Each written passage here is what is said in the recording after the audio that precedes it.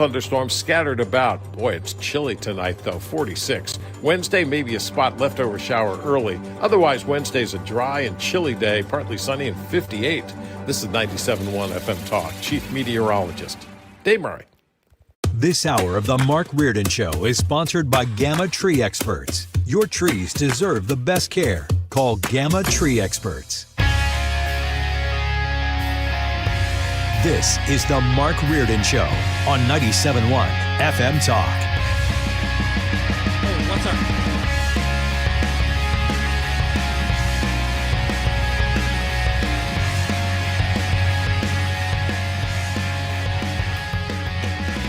Welcome to the Mark Reardon Show. Brad Young sitting in today. Thanks for hanging out with us. Mark is out. I would like to say that he's on assignment because that sounds cool and newsy. But really, he's just taking his daughter on a field trip. So he did give me the option, though. When I talked to him about this last week, he said, Brad, you can either fill in for me for 3 hours or take my daughter on a field trip. And I said, and I actually pondered his question for 0.5 seconds and said, oh, I'll host. Thank you. So you've got to put up with me for the next 3 hours. And speaking of put up with me, Ethan Hannaford's in the house, and he's got to put up with me. And right before the show, you called me a derogatory term, didn't you? Is that what I did? What did you call me? I called you a fire hose. A fire hose in what way? That as soon as you hit the microphone, it's like a fire hose of information just spraying out. Okay. So I guess that's technically, I don't know. I don't think, I consider that a compliment, personally. It's meant to be a compliment. Okay, it good. certainly is. Thank you. For my wife, though, it's not always a compliment because when I turn that fire hose of information on her, she says, Brad, save it for the radio. Well, there's a difference between it being spread out to the many people that are listening right now on 97.1 or the Odyssey app compared to the one person it's being directed. That's a lot for one person to take in. That is. A fire hose of information for one person. It would be like that scene in First Blood, Rambo First Blood, where he's getting hosed down in the prison, right? And it was even knocking down Sly Stallone, but you spread that out over a bunch of folks, and it's not quite so painful. Mm-hmm. So I appreciate the compliment, and there will be a fire hose of information here today because there is a lot of stuff to go through. I want to start this first segment and clarify, because there's been so much misinformation that's been coming out since last week's Supreme Court decision regarding the Voting Rights Act, regarding whether or not it's legal to create voting districts that are singularly of one racial makeup primarily.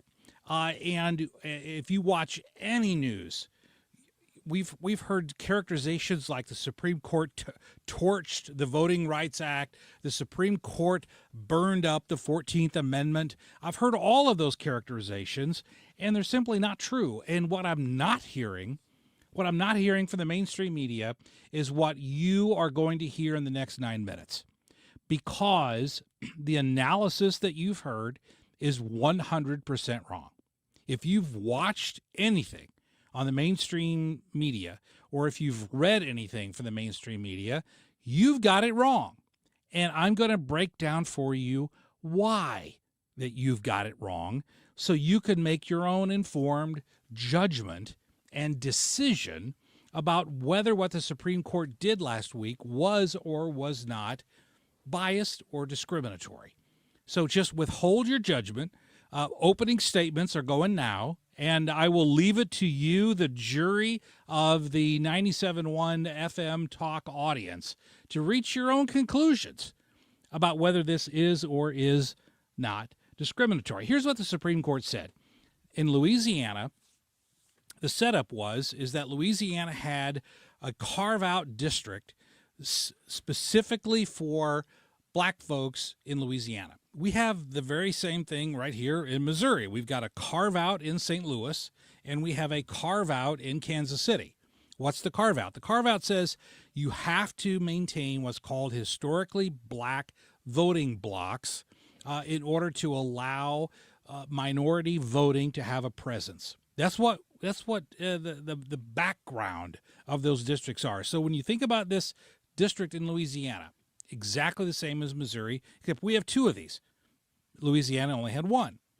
So someone who was outside of one of those districts challenged what the Louisiana legislature did by saying it was racist. It was biased. It was based upon race. Now, what's the argument? The argument was if you're outside of one of those districts in Louisiana, the district in Louisiana, or applied to Missouri, the two districts in Missouri, you're being discriminated against was the basis of the lawsuit. Why?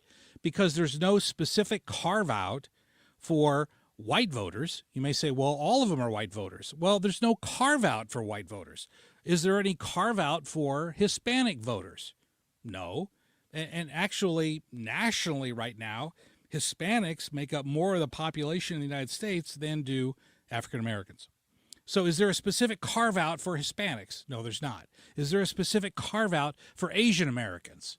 No, there's not. Is there a specific carve-out for Polish Americans? Okay, no, you get my point, is that there's no other racial group in America that has its own carve-out for a specific voting block based solely and exclusively based upon race.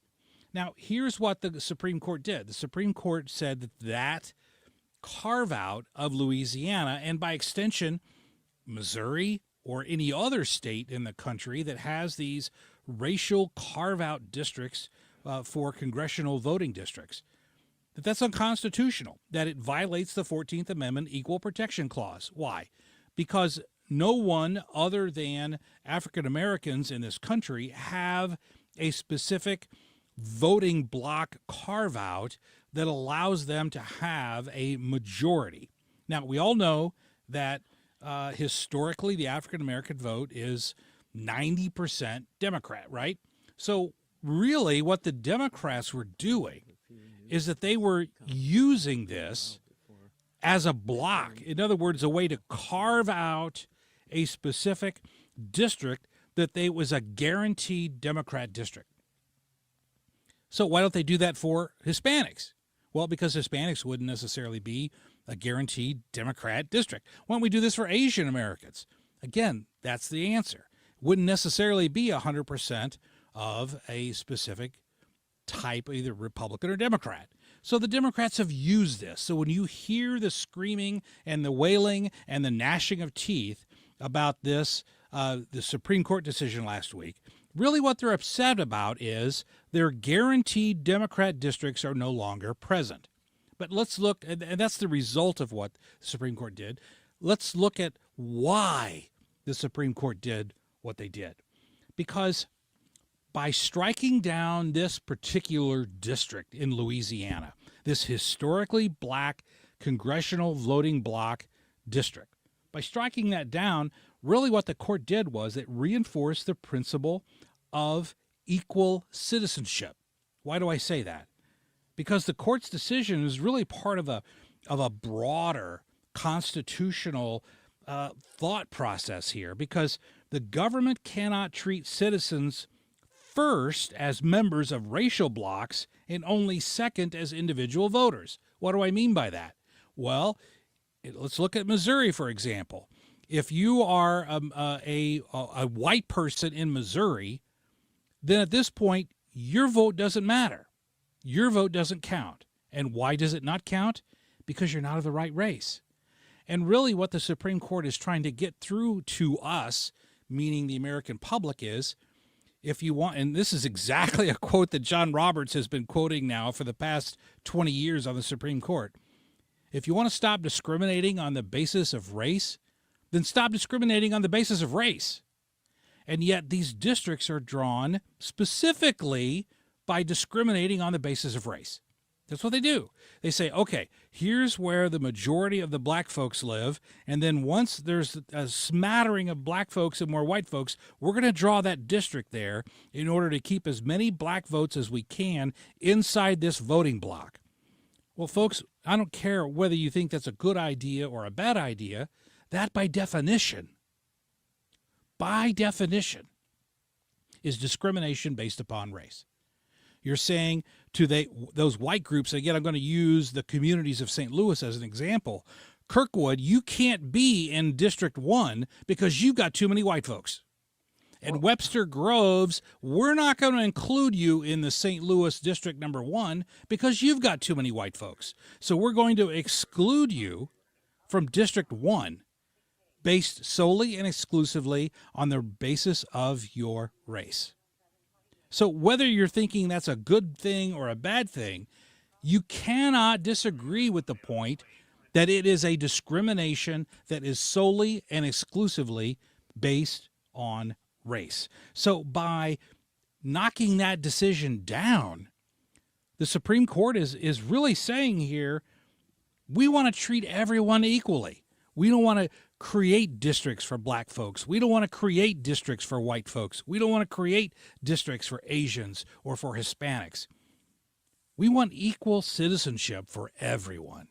And the only way to achieve that is to eliminate race as the basis for drawing the congressional districts. You know, and the other thing too, if I were African American, I would be insulted by what has been going on since the 1960s, because literally what these districts are saying is that you, African American folks, you're all the same race, you all think the same way, you all vote the same way.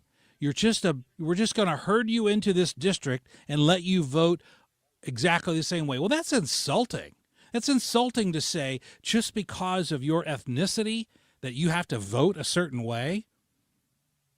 That's insulting, and that in of itself is discriminatory, because what is discrimination? It's assuming someone's going to do something based upon their race, and yet that's exactly what legislators across this country have been doing since the 1960s by saying we're going to have one big block of African American votes. And I'm hearing some other. We all good there, Ethan? I'm hearing some other stuff going on. That was Sue's traffic in the background. Oh, okay, gotcha. I thought, oh my goodness, something else is going on here. But do you see how that's insulting? It is insulting. And so by throwing this case out, the Supreme Court is saying we're going to treat everyone equally.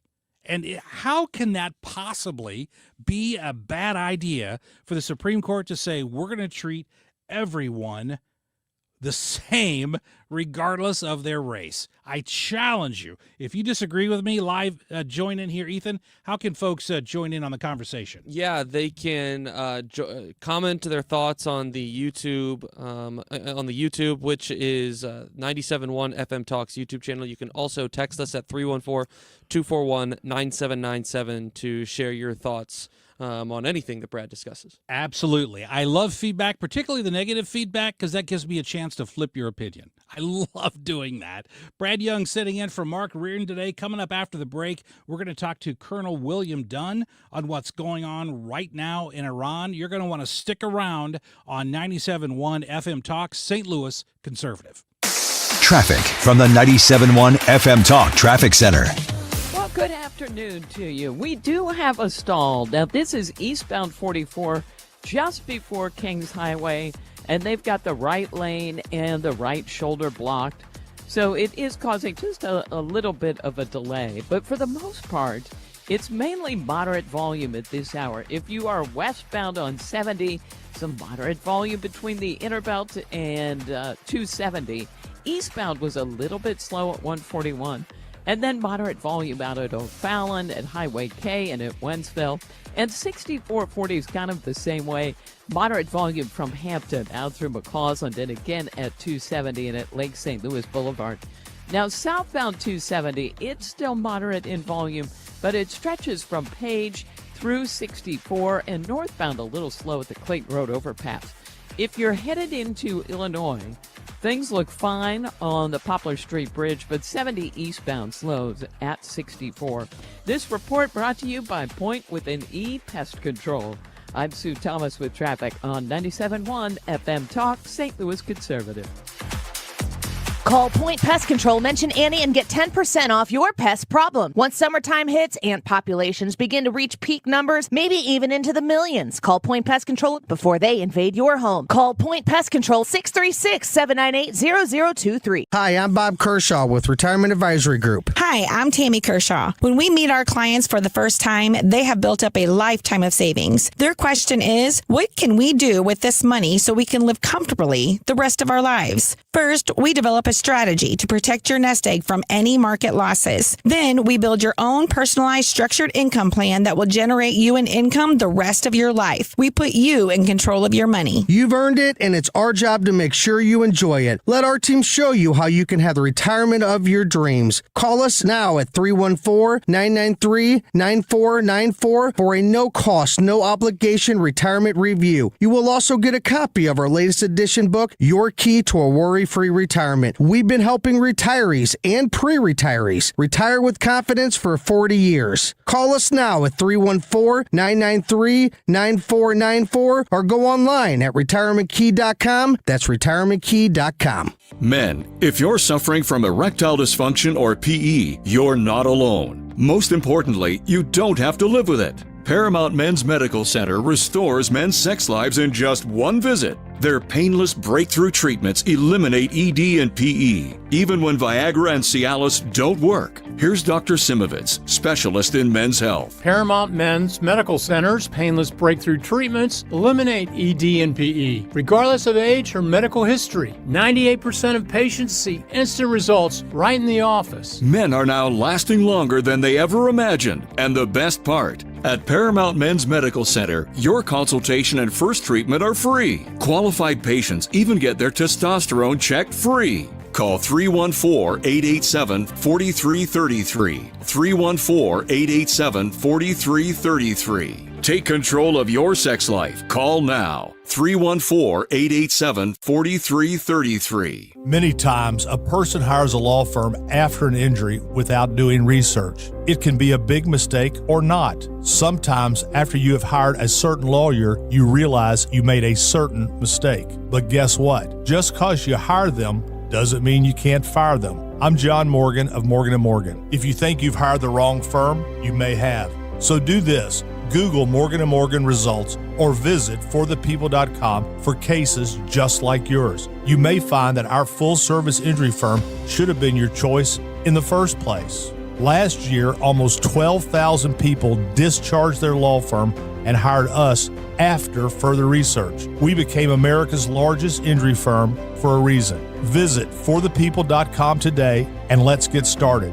Or call Pound Law on your cell phone. Morgan & Morgan, for the people. The choice of a lawyer is an important decision and should not be based solely upon advertisements. Past results afford no guarantee of future results. Every case is different and must be judged on its own merits. The Mark Reardon Show, 97.1 FM Talk, St. Louis Conservative.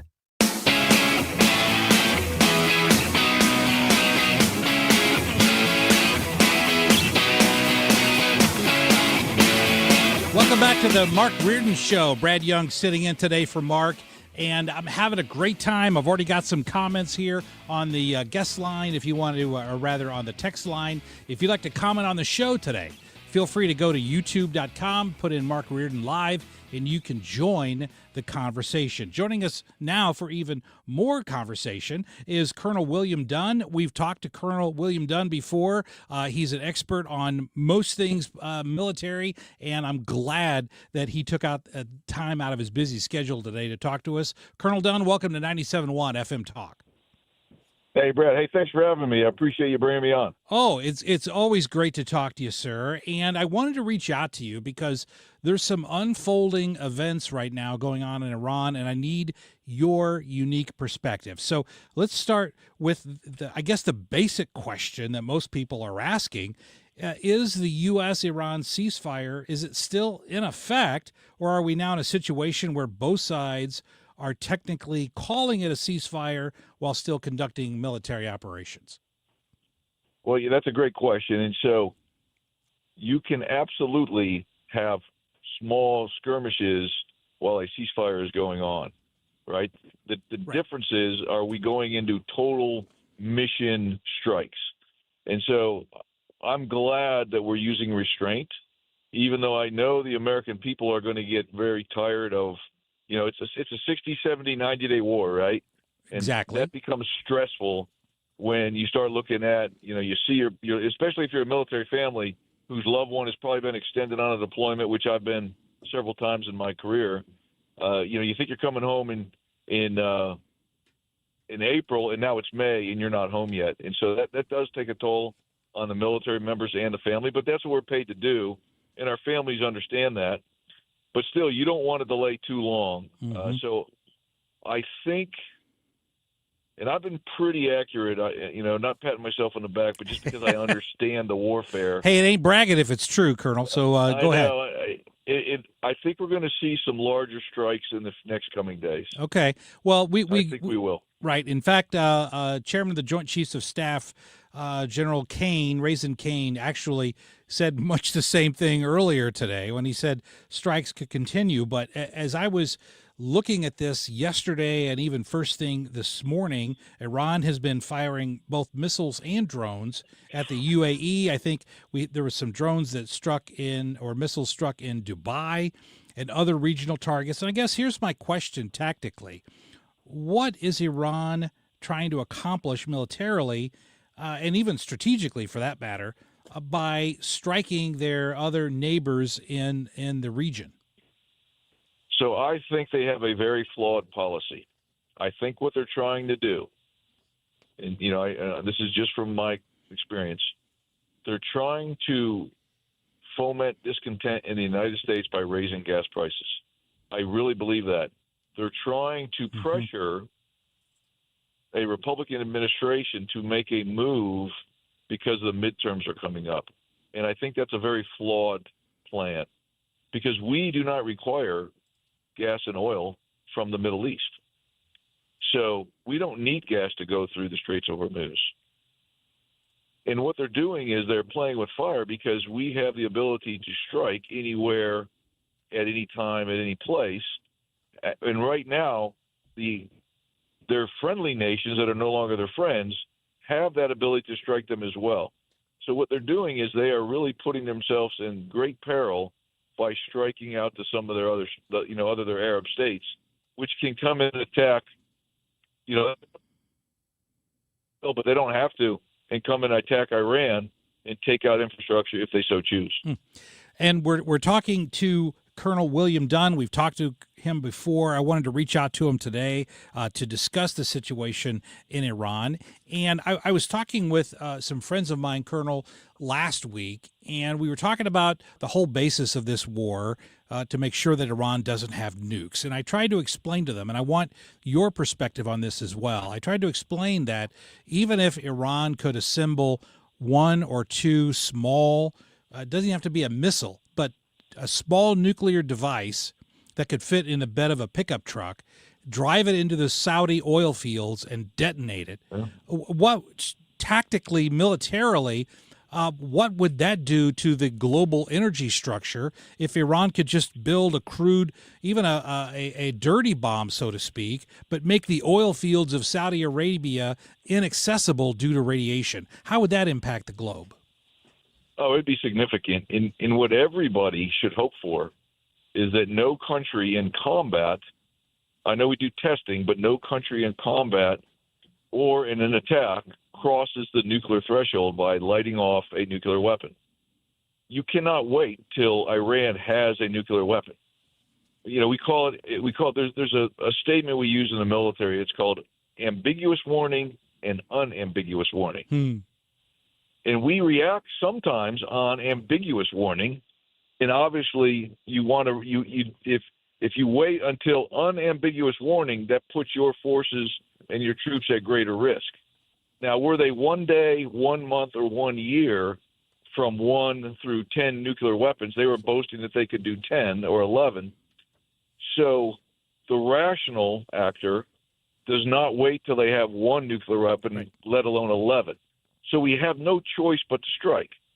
Now, if they made up, for whatever reason, if they were boasting and maybe it was going to take them 3 years to get a nuclear weapon, the end game is still the same. They can't have them. They promised to use them against Israel and against us, and our neighbors, you cannot allow them to get them. So did we kick off this war a month early, 6 months early, a year early? Everyone should understand that becomes very irrelevant. The end game was still the same. There was no way they're going to give up the nuclear weapons or their ambitions until we took this action in Epic Fury. Right, and doing nothing, of course, we already see what that does. North Korea has nuclear weapons because no one did anything, and now we would have to deal with an Iran with nuclear weapons if we didn't strike first. So that's a very good point there, Colonel Dunn. I want to follow up with this question because this is the other question that I get a lot as I discuss this issue. Because right now the U.S. Navy is trying to guide or escort commercial vessels through the Strait of Hormuz, including oil vessels, oil tankers. And for people who hear that, Colonel, they think, oh, there's just a destroyer and it's followed by a couple of tankers, no big deal. But can you break down why this is one of the most difficult and treacherous assignments in the military, harboring or escorting these tankers through the Strait of Hormuz? Well, it's absolutely dangerous because there's sea mines. They still have some drone capability. They have the fast boats. I know we're taking them out.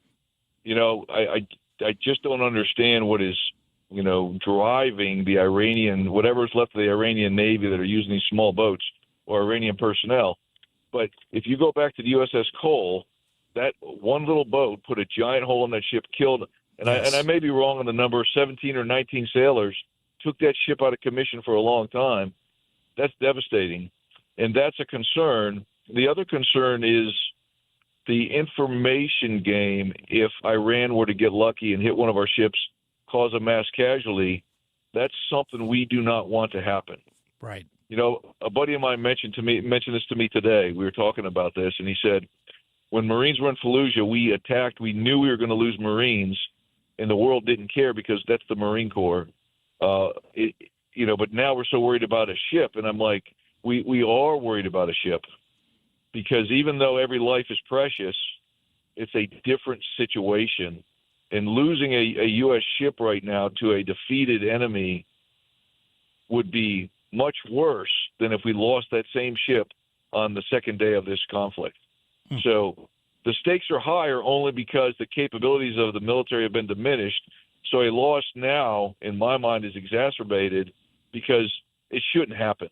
And so that puts, I know that's kind of some mental gymnastics there, but that puts the sailors at much greater risk. Understood. Because they're not, I don't want to say they're not at 100% vigilance, but I was almost killed in Iraq one day because I let my guard down because I thought I had solved my enemy problem that was in front of me, and I was incorrect. Right. So the misunderstanding of thinking that the Iranian ships have all become Iranian submarines at the bottom of the strait allows people to let their guard down, and in doing so, it actually places them at greater risk. Is that basically it? That's exactly right. And I'm not saying that's happening, but that's my concern. Is like the first day you're in combat, you're probably the safest. The last day you're in combat, you're probably in the most peril because you start to look. You start to look that, okay, we've won this thing and now we're going to get out. And as you see, they're prosecuting targets from Iran. Iran is prosecuting targets and causing damage right now as we speak on this phone. Understood. Hey, I'm going to have to let you go, Colonel, but I want to give you a minute because once you retired from the Marine Corps, you became president of Strategic Resilience Group. Tell us just a little bit about that and how people can find you online. Well, thank you very much. And Strategic Resilience Group, SRG, is a small business. We're supporting our brothers and sisters in arms in various means throughout the world. We've got some folks that are still operating in the Middle East. And you can get us at www.srgadaptive.com if you want to take a peek at what SRG is doing these days. Very good. Colonel William Dunn, Marine Corps Colonel, retired. Thank you so much for joining us here on St. Louis Conservative 97.1 FM Talk. Thanks for having me. Have a great day. Thank you, sir. Hey, we're going to take a break. When we come back, we're going to talk to Jeff Mordock. He is the White House correspondent for the Washington Times. We're going to talk to him about all things that are going on right now on Capitol Hill, so stick around. Brad Young filling in for Mark Reardon this afternoon. Don't go away. Traffic from the 97.1 FM Talk Traffic Center. bad commute right now. If you are leaving downtown on westbound 64, it's a little bit slow in the usual areas. So Hampton out through McCausland, and moderate volume between Lindbergh and 270. Then you get a break and a little bit of moderate volume again, Highway N out through 70. Well, moderate volume is what we have on westbound 70. It's a little past the airport and between 79 and Highway K and at Wentzville. But southbound 270 is still moderate, and that's just between Page and Ladue Road, northbound slowing just north of 6440 where they have that crazy lane split. 55 southbound looks fine out of downtown, and that's through multiple construction zones. We're still in good shape. If you're headed into Illinois, the Poplar is fine, but eastbound 70 is slowing at 64. I'm Sue Thomas with traffic on 97.1 FM Talk, St. Louis Conservative. All month long, we're taking time to honor those who have served and reflect on the meaning of home. Because home isn't just where you live, it's where you feel comfortable and protected. At Renewal by Andersen, we believe your home should deliver that every single day. That's why every project is handled by one experienced, dedicated team. From consultation through installation, designed around your home and your schedule. And with our exclusive Fibrex material, stronger than vinyl and built for extreme temperatures, you get durability that lasts for years to come. Right now, during our Memorial Day savings event, save $500 on every window and $1,000 on every door. Plus, military families receive an additional $300 off their entire purchase. With flexible financing available, you can move forward with confidence. Call by May 31st to schedule your free window and door diagnosis. Call 877-WINDOWS or visit renewalbyandersen.com today. That's 1-877-WINDOWS or renewalbyandersen.com. Renewal by Andersen. Superior products, exceptional service. If you're considering an annuity as part of your retirement plan, we need to talk. Hi, I'm Bob Stockdale, Senior Vice President Investments with the ClearPath Wealth Management Group at Stifel and host of On the Money, Saturday mornings at 11 on 97.1 FM Talk. Annuities can be a useful tool for some retirement investors, but not all annuities are created equal. Every week, we meet clients who own complex annuities that don't suit their needs and, in some cases, actively undermine their retirement plan. Before you purchase an annuity, get a second opinion from the ClearPath Wealth Management Group at Stifel. Requesting a consultation is free of charge. To request a free consultation, contact us at clearpathinvesting.com. That's clearpathinvesting.com, or call us at 636-695-2650. That's clearpathinvesting.com or 636-695-2650. Stifel Nicholas and Company Incorporated, member NYSE and SIPC. This is attorney Todd Nissenholtz of Kaufman Townsley. If you're the victim of a careless driver due to no fault of your own, the only way to know what your case is worth is by uncovering the full extent of your injuries. At Kaufman Townsley, we work with the top doctors in St. Louis. We'll help you get the expert medical care you need and fight to get you the maximum money you deserve. Kaufman Townsley. Real people, real results. Call 314-777-7777. A common question I receive is, how is the market right now? It just seems so volatile. Hi, I'm Christina Straight, owner of Straight Realty. If you want to buy or sell but feel overwhelmed by the whiplash of the market, then let's talk. With over 23 years as a broker, I have the exact experience you need to help you navigate this tricky market. Call me at 314-441-4444. 314-441-all-4s. And remember, why pay more than two? Commissions are not regulated and are negotiable. Straight Realty is a licensed broker in the state of Missouri. It's time for a $98 AC tune-up. The time is 3:37. This time check sponsored by Jerry Kelly Heating, Air Conditioning, Electrical, and Plumbing. 2026 is a big year for America, and we'll be here with you, celebrating every step of the way. Happy birthday, America, in 2026.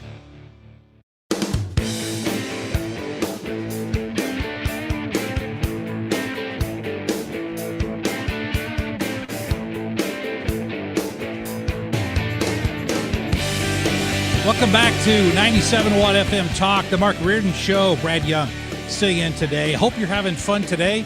I am. This is my golf, by the way. I cannot hit a golf ball, but when I want to have fun, I come over here and I hang out on 97.1 FM Talk. And it's always fun to talk to Jeff Mordock. He's the White House correspondent for the Washington Times. And Jeff, it's great to talk to you again. Thanks for having me, Brad. Always enjoy coming on here. Well, I wanted to reach out to you because I understand that you were pretty close to this most recent shooting on the White House grounds or near the White House grounds. Tell us a little bit about what you saw, Jeff, and what happened. Well, what we saw was a man had opened fire on Secret Service, and Secret Service returned fire, which parallels what we saw at the White House Correspondents' Dinner, another shooting I witnessed 2 weeks ago, I guess 2 weeks ago now at this point, or a week and a half ago. And it really shows in between that, we've had an issue where we had a man confront Secret Service while President Trump was playing golf down in Florida, and he was belligerent and cursing at Secret Service, and all of that had to be taken away. And we don't know the motive yet for this incident. I saw just on the newswire a little bit before I came over here that he was that they know he's a man from Texas and all that, but we don't have a motivation. But it's really amazing that now we're starting to see attacks on Secret Service. The one in between these two ones that are getting all the attention should not be undermined or overlooked in any way. The fact that people are willing to come up and confront Secret Service verbally and be verbally abusive towards them is as concerning as anything else. I happen to know, a good friend of mine's brother is in the Secret Service. He has been on presidential details, and, he worked Republicans, he's worked Democrats. He doesn't carry any partisanship, and yet here we have people that are actually taking out their partisan anger on Secret Service people who are sworn to protect the president, regardless of who he or she might be.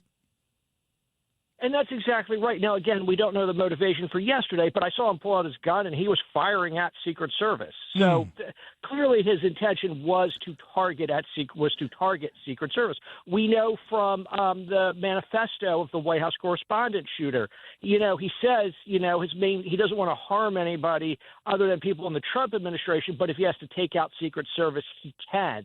And it seems like they're now starting to be viewed at by people exposed to a left-wing ideology wanting to take out President Trump, that the Secret Service and their lives are now collateral damage. And that is really concerning because, now they're starting, as you pointed out, we're now dehumanizing the people whose job it is to protect the president. And they're not political figures.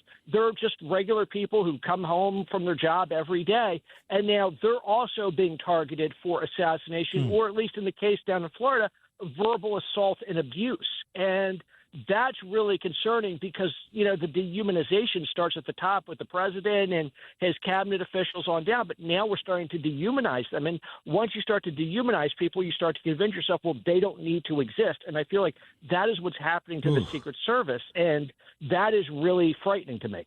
We're talking to Jeff Mordock. He's the White House correspondent for the Washington Times. And Jeff, you mentioned at the White House Correspondents' Dinner, that shooter, Cole Allen. And didn't we see an appearance of that? Yeah, it was Mr. Allen himself was appearing in court recently, and the judge apparently apologized to Mr. Allen. What happened there? That's right. The judge apologized, saying that the conditions he has been kept in have been inhumane. The conditions he's been kept in a D.C. jail have been inhumane. They've been cruel. He should not be subject to such conditions. He's not getting access to religious materials. He's the bed is uncomfortable, all of this. And it really shows in this country how far away we have gotten from the judicial system, that this guy was willing to kill people. He took a shot at a Secret Service agent. We know a Secret Service was hospitalized because of this man's actions. And we're worried if he's comfortable enough in jail. It's hard to even provide analysis of that because it's so stunning that is a conversation that even took place. Yeah, is there any Fourth Amendment right to your flavor of Kool-Aid while you're in prison? I'm not aware of that.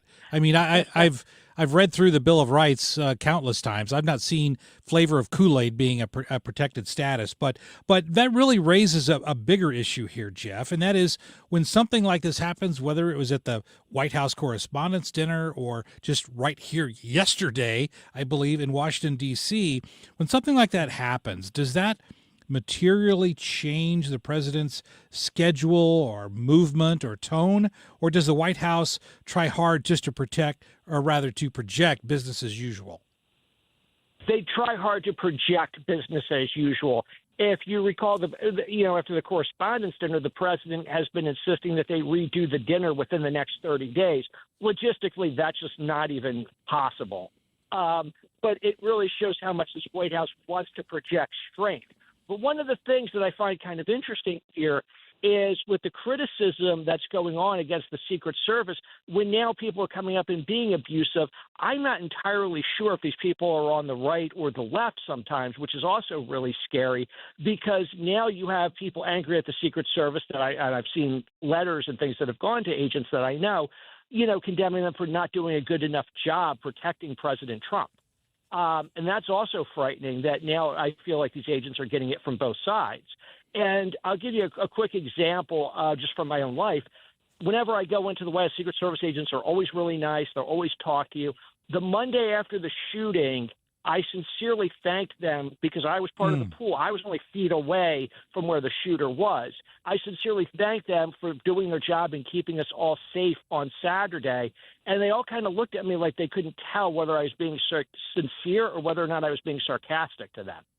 Oh, that's terrible. I mean, of course you were being sincere, but in today's political environment, they may question that, and that's very unfortunate. Hey, Jeff, I've only got time for one more question, and I've got about a minute left here. But how much concern is there inside of the White House that because of gas prices and the president's popularity, that the Republicans could struggle in the midterms in November?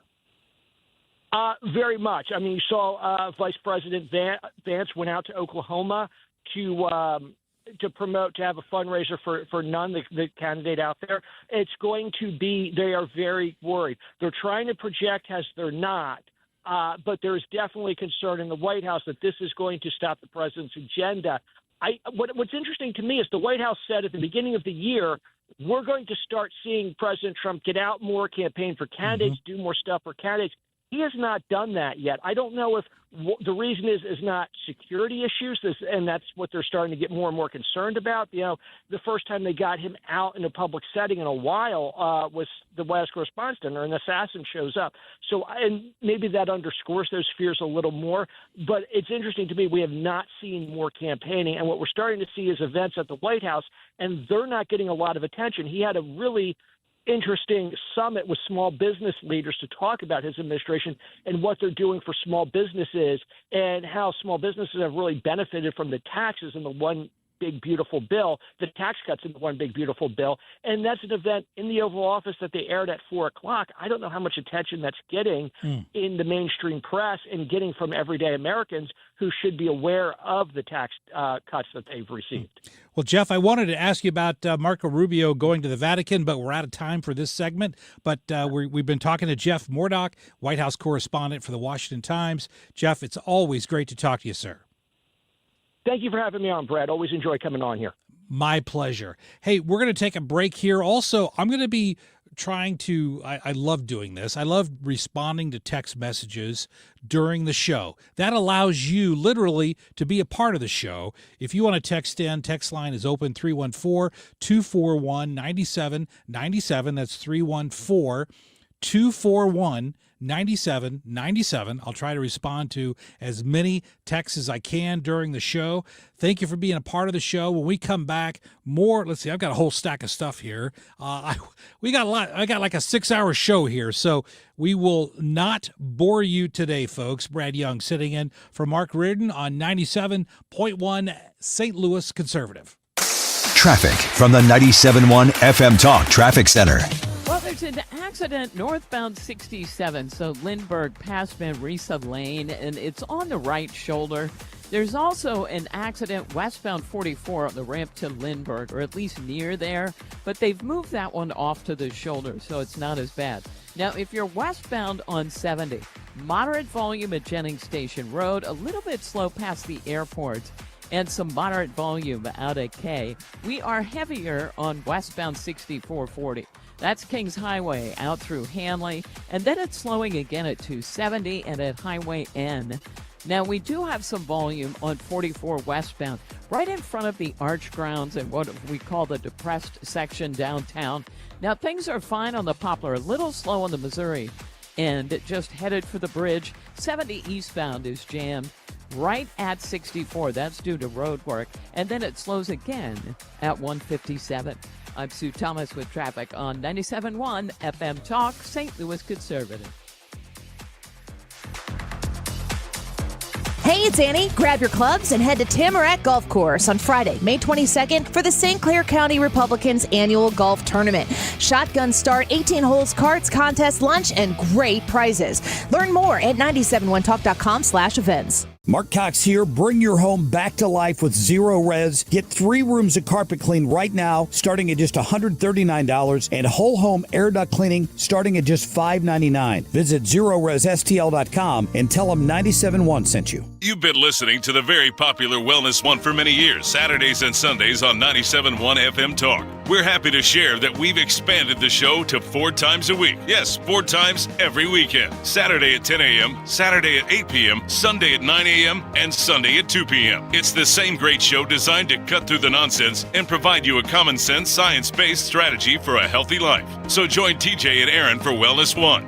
Now 4 times a week on 97.1 FM Talk. Hey, it's Mark Reardon. If you're nearing retirement or already retired, call my friends Thomas Helbig and Bob Kershaw with the Retirement Advisory Group. They'll show you how linking to the market is much safer than owning the market for your retirement savings. They're the official financial advisors of my show. Go to retirementkey.com. We all know spring weather means spring storms. Mark Cox here for Hanson's Tree Service. Now's the time to remove any dead or hazardous trees over your home before the spring storms bring them down. It's a great time to have an arborist come out and put together a plant health care program for your trees and shrubs. You can also order mulch and compost directly from the website and have it delivered to your driveway. Just go to hansonstree.com. Again, that's hansonstree.com. Don't get lulled into believing the IRS is getting soft. It's just the opposite. Hi, this is Lance Drury with the Lance Drury Law Firm. We are being told by IRS collection officers that their higher-ups are demanding that they get more aggressive than ever. So don't ignore them any longer. Level up.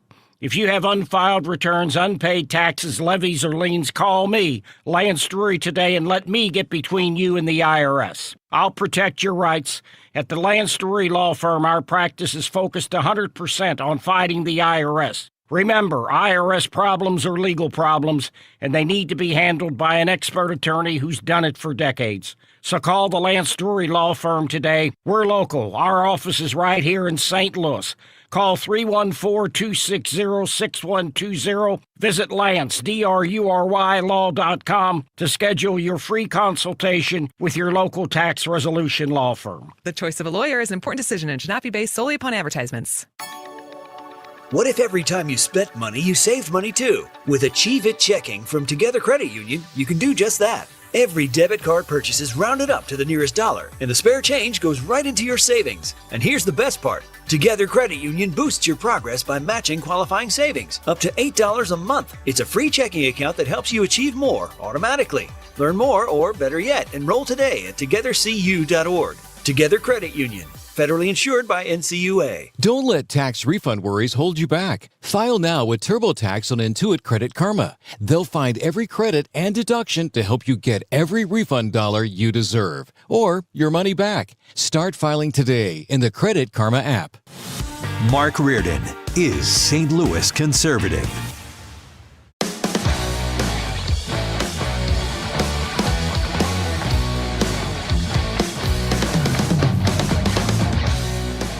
Welcome back to the Mark Reardon Show. Brad Young here. I'm getting carpal tunnel because I've been texting. I've been texting back, folks, both on the 97.1 text line, which if you'd like to text in, be a part of the show, that phone number for texting purposes, 314-241-9797. Also been responding to some folks on the YouTube channel as well. So if I get carpal tunnel, I wonder if I could file a work comp claim. I don't know. I'm going to have to look into that. But yeah, don't count on it.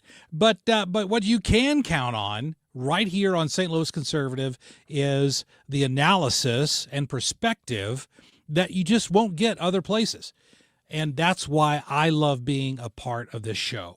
One of the things I wanted to highlight in the few minutes we've got left in this segment. And by the way, thanks for sticking around. Thanks for hanging out with us. And again, love to hear your perspective on the text lines. But I thought it was very interesting. You know that Seattle has a socialist mayor, not like people called Obama socialist. No. This is someone who runs and identifies herself as a socialist. And she was, over the weekend, she was at a Seattle University public, it was called a council or a meeting on progressive governance.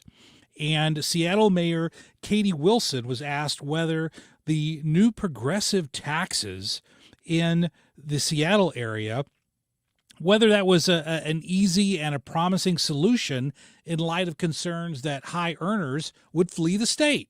Because keep in mind, Seattle is where Microsoft is based. There's lots of tech companies. Obviously, there's a lot of people in the Seattle area who are billionaires and uber millionaires. And the idea and the question she was asked was, are you concerned that if we enact all these soak the rich type laws, that these millionaires and billionaires are just going to move? And this was her response. This is classic progressivism. Here's exactly what she said. She said, and I'm quoting here, quote, buy, unquote, is what she said. Now think about that. She is saying bye to the people who want to leave because they're overtaxed. And I had I had a debate a couple of weeks ago over on the KMOX side with someone regarding tax policy. And the idea was that I was being asked to discuss was, why can't we just slap, a billionaire's tax? They can afford it. And what I said is not only can they afford the tax, they can also afford to avoid the tax. That's what millionaires and billionaires do. They hire lawyers like me. They hire accountants like my cousin to come in and figure out how to not pay taxes when Washington assigns new laws to, quote, soak the rich, unquote. We also see why that doesn't work because President John F. Kennedy, the first thing he did in office, you go back and look at it, the first thing he did is that he worked to reduce the high-end tax rate, which was at 70%, to lower it. Why did a Democrat work to lower taxes? Well, you're going to have to stick around for that because we're coming up on a break here. I'll finish my thought after the break. Brad Young sitting in for Mark Reardon. Hey, stick around. We've got more on 97.1 FM Talk. Traffic from the 97.1 FM Talk Traffic Center. We've got a report of an accident, this one coming in just now, westbound 70, past 79. And they're saying the left lane and the left shoulder are blocked. Yep, and traffic is stacking up behind it. Now, generally, we have just had moderate volume on westbound 70, a little bit past the airports, and then again at Cave Springs. Once you get past this accident, things open up. Now, 64 is slow, and this is approaching Kings Highway through Hanley, slowing again approaching Lindbergh through 270, but it's just moderate volume. Same thing out at Lake St. Louis Boulevard. 44, a little slow out at Eureka. And 44 downtown, westbound in front of the Arch Grounds is slowing. Eastbound 70 is jamming at 64 on the Illinois side. And we've got a little bit of volume eastbound 40 headed for the Poplar, but not bad on the bridge itself. Eastbound 64 is slowing at 255. And that, of course, is due to road work. This report brought to you by Barron Mirror Glass and Door. They are simply the finest when it comes to mirror glass and shower doors. You can't find better quality, prices, or service. They have the basics all the way up to the elite. Barron Mirror Glass and Door can't be beat. I'm Sue Thomas with traffic on 97.1 FM Talk, St. Louis Conservative. Hey, I want to tell you about Stuart Rosenblum, who owns and operates one of the most consumer and customer-centric mortgage companies in all of the area. That's Stuart's American Mortgage, Stewie as we call him. And Annie has been talking about Stewie for a long time. I met him at our station party, our anniversary party in the fall, and really connected with him. I love the way he does business. He's got a lot of passion and knowledge. And look, this is an opportunity for you to have your personal mortgage person in Stewie and his son Jordan. They do all the loans. You're not going to end up on hold when you call. But let's talk about what they do. What they do is the bagel loan. And the bagel loan is called that because it looks like a zero. You pay zero in fees that other lenders charge for. So when you refi, and you may think, oh, the rates are too high. Well, not if you're not paying appraisal fees, closing costs, title fees, and broker fees. So get with Stewie. He's going to explain how this works. Quick closes in as little as 10 days. Hey, Google the bagel loan. It's a no-brainer. Or call or text his personal cell phone number, 314-324-4440. Stewart's American Mortgage, and MLS number 226715. Just a reminder to have your air conditioner checked for the summer so you don't have a mishap and it goes down in the hottest day of the year. But it's always best to have it done. Call us, and we'll be more than happy to come out there and check it for you. And like always, if you're having your furnace checked by another company and you are told that this is the year you need to replace it, call me for a second opinion. The 0% interest is still available on most brands. Save your cash and keep your credit cards open and away from those high rates. Call me. You'll be glad you did. Bart Inman, one easy number in Missouri and Illinois. The easiest. It is 314-293-2600. Or on the website, bartinman.com. Now that's Bart with a B, Inman with an I.com. God bless. Mrs. Weiland, why don't you go ahead and read the top line for me? I should. Next line. Get my retirement. What's that? Checked, Mrs. Weiland. Get your retirement checked. Planning retirement on your own doesn't pass the eye test. Jerry Ricken and Heidi Ricken Provost at Ricken Financial can help bring your retirement into focus. Call 314-207-6211. Ricken Financial, making sure your retirement vision is 2020. Investment advisory products and services made available through Impact Partnership Wealth, LLC, IPW, a registered investment advisor. KFTK FM Florissant from the Kaufman Townsley St. Louis's Injury Lawyers Studio. Call 314-777-7777. That's 314-777-7777. Sue's News is coming up in the 4 o'clock hour, as well as more with Brad Young on 97.1 FM Talk.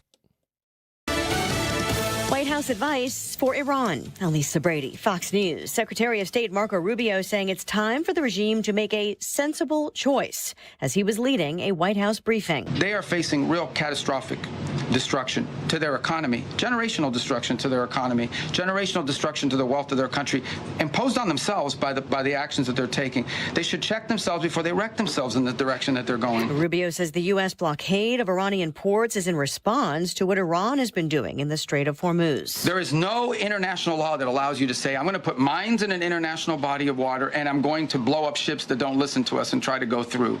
That's what Iran is doing. This is a criminal act. He says the U.S. is trying to restore freedom of navigation by securing a lane to guide stranded ships through the strait, and that Project Freedom is a defensive operation, unlike Operation Epic Fury, which Rubio says is over, though President Trump hasn't ruled out a return to fighting. The president also saying again that Iran wants to make a deal. Iran has no chance. They never did. They know it. Iranian media quoting their president as saying it's impossible to surrender to unilateral demands from the U.S. Iran's foreign ministry reportedly denying attacks on the UAE, which has reported a second day of missiles and drones. Iranian officials claiming defensive actions only directed at U.S. targets. Vice President J.D. Vance is on the road campaigning in Iowa for a Republican congressman after stopping to vote in his home state, Ohio, which has primaries today. So does Indiana. A verdict just in for an NFL player accused of assaulting his private chef in a pay dispute. Former Patriots receiver Stephon Diggs found not guilty on day 2 of his trial in Massachusetts. Attorneys for the 4-time Pro Bowler argued the assault never happened and questioned the credibility of the chef, suggesting money as a possible motive for the allegations. America is listening to Fox News. Here's the tale of Tina, searching up and down for decent GLP-1s, but got spun around. Till GoodRx wrote in, hey, we got something new. GLP-1 prescriptions, all FDA approved. Brand name meds, no flags that are red. Clear pricing from the start. None of those hidden fees in your cart. Delivered to your door or pick up same day. Darn tootin'. Save time and money on prescriptions. I put it to GoodRx.com/weight loss. GoodRx is not insurance.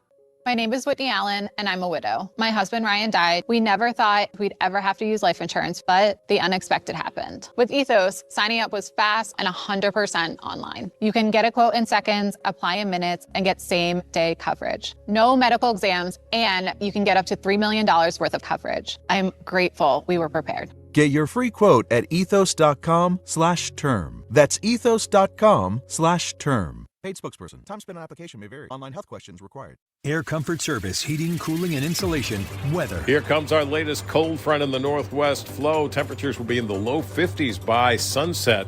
Still some showers and thunderstorms around from time to time and a little bit windy. Tonight, some showers, some thunderstorms scattered about. Boy, it's chilly tonight, though, 46. Wednesday, maybe a spot leftover shower early. Otherwise, Wednesday's a dry and chilly day, partly sunny and 58. This is 97.1 FM Talk. Chief Meteorologist Dave Murray. This hour of the Mark Reardon Show is sponsored by Gamma Tree Experts. Your trees deserve the best care. Call Gamma Tree Experts.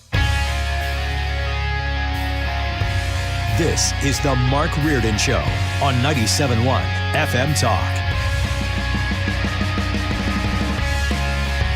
Welcome back to the Mark Reardon Show. Brad Young sitting in today for Mark, who's with his daughter. And he gave me the option. He said, Brad, you could either go with my daughter to a field trip or host the show. And I said, that's easy. I'll host the show every time. Thanks for hanging out with us. And Fred Bottomer's walked in. Fred, good to see you, sir. Hey, Brad. I want to finish my thought from the last segment because I ran out of time. And then I want to talk. Figure. Well, Ethan's called me the fire hose of information today. That's a great thing. I just ran out of bandwidth for the fire hose. But I wanted to finish on this. And the topic that I was discussing was this idea that the mayor of Seattle, who's a socialist, not just labeling her, that's what she literally calls herself, I'm a socialist, and she said when asked about whether progressive tax policies would make people leave Seattle, she said, bye. And it sounds funny and flippant, but what got me is that she didn't just wave goodbye to millionaires and billionaires. She waved goodbye to jobs, to investment, to capital, because when you wave goodbye to those folks, what also goes goodbye? Donations to not-for-profits, donations to charities. Corporations give so much money to help the United Way, which helps the impoverished and the needs of those who are in the community that don't have the finances to pay for medical care or housing. Those all go goodbye as well. So, Mayor, when you say bye to the billionaires, it's discriminatory towards everyone because you're saying goodbye to what helps our communities. My last take on this is that the rich may be the first target, but if you create policies based upon taxing the wealthy and the wealthy go away, who's going to pay for that? The government program's never going to go away. It's going to be me and you that pay for those programs when the rich move their money off to offshore accounts in the Caymans. We're the ones going to get it stuck holding the government bag. And Brad, it sounds, the Seattle mayor sounds to me a bit like New York City's mayor. Yes. Mamdani. I don't know if you got to that at all in the last hour. I didn't. Because, Ethan, there's a couple pieces of sound labeled NYC. Remember, it was last month when Mayor Mamdani put out this video where he says he's going to tax and highly tax people that own expensive homes, second homes in New York City, and are residents that don't live there. And he set up shop right outside of the house. Ken Griffin. Yes. Of hedge fund CEO. Correct. Here's what some of that video sounded like last month from the mayor. When I ran for mayor, I said I was going to tax the rich. Well, today, we're taxing the rich. I'm thrilled to announce we've secured a pied-à-terre tax, the first in New York's history. This is an annual fee on luxury properties worth more than $5 million, whose owners do not live full-time in the city. Like for this penthouse, which hedge fund CEO Ken Griffin bought for $238 million. So Ken Griffin just now publicly responded to that. Yes. And here's what he says about that video from the mayor. I think that's number 13. It was creepy and weird. Agreed. I mean, like, knock, knock, knock on the window. Like, huh. mayor of New York knock City. on the screen, yeah. Yeah, on the screen, like. Yeah. Like that's How many times have you watched that video? 3. Like, you literally look at the first time and you're like, you got to be kidding me. Okay? And then the second time you're like, you know what, this has gone from creepy to actually not really creepy. This has gone frightening because, the CEO of United Healthcare was killed just a few blocks from my house. And anything that creates like an agitation in the extremist on either side of the aisle is a frightening dynamic. I mean, if we look at what happened in D.C. And really, we don't have to look to Seattle to find, or even to New York City to see what's going to happen. Just look at the city of St. Louis. Because of the tax policies and the police policies of the city, the crime has increased. Because of the increased crime, you've got companies now moving out of St. Louis City and into the county. When those counties leave, their employees leave. When the employees leave, their tax dollars leave. When the employees leave, the restaurants that serve lunch to those employees go out of business. It's easy to see the ramifications of what is simplistically called soak the rich. But the reality is the rich don't get soaked, but the rest of the people get left holding the bag. Therein lies the problem. Hey, I want to switch topics here to talk about the hantavirus, because that's been a really big deal, and our own Fred Bottomer has been all over that. Tell us about what's going on. Yeah, so there's this cruise ship that's been sailing and floating out in the Atlantic Ocean. And apparently 3 people on the ship have died. 2 have been airlifted off, and they're trying to get into a port, maybe in Spain, where they can, get everyone off safely. But they're sick with the hantavirus, and that's the same thing that Gene Hackman's wife died from. Yes, and then last year. And then when she died, she couldn't take care of Gene, and then Gene died. Right. So this is rodent-borne. So mainly it's found in mice and in their urine and feces, and it gets up into the air, and it's transmitted from animal to person, animal to humans. And apparently you inhale it and it gets into your lungs, and 40% of victims of this die from hantavirus. And the problem is there's no real treatment for it. It's just, they just try and help you get through it. And hopefully you can get over it. In some of the cases you do. But a lot of these people are on board this ship, and, they're being treated by people on board that are in full protective gear. Hazmat gear. Right. Because they're thinking it might be person-to-person transmitted now, because it's gone from several of the people to other people. And they're trying to figure out where the mice hookup is. Mm-hmm. So they're fearing it might be person-to-person transmitted right now. Well, that's a big deal, because if it's simply rodent to person, you could argue that, well, the impact of this is limited because you'd have to physically be around the rodents that are contaminating your food or contaminating your water. But if this can jump to person, that's a whole new dynamic, isn't it? Right. And maybe it didn't begin on the ship. Maybe it began with someone coming onto the ship with it, if that's how it's being transmitted. So, they're just looking for someone to allow them to get off the ship. And I think we've got some sound of a passenger that's on the ship that's really, really scared. Yeah, Ethan, why don't you go ahead and play clip 9? I am currently on board the MV Hondius, and what's happening right now is very real for all of us here. We're people with families, with lives, with people waiting for us at home. All we want right now is to feel safe, to have clarity, and to get home. Yeah, that's a scary situation, because if you're trapped on a ship, I'm not going to say it's like an Agatha Christie novel, where somebody's going to die and then you're going to figure out the murderer. We know who the murderer is. It's a hantavirus. But if you're trapped on that ship and you can't leave, you can't get off the ship, you're afraid to come into contact with other people because they may transfer the disease, that's just bad all the way around. Yeah, and like Ethan said, this sounds like it's going to be a Netflix special once we're through all of this. Yeah, I mean, I'm laughing only because it's so true that somebody's going to do a Netflix documentary, and it could be on there by the end of the week, because that's how fast Netflix cranks out some of these documentaries. But Fred, as you've covered certainly our share of viruses and conditions over the years.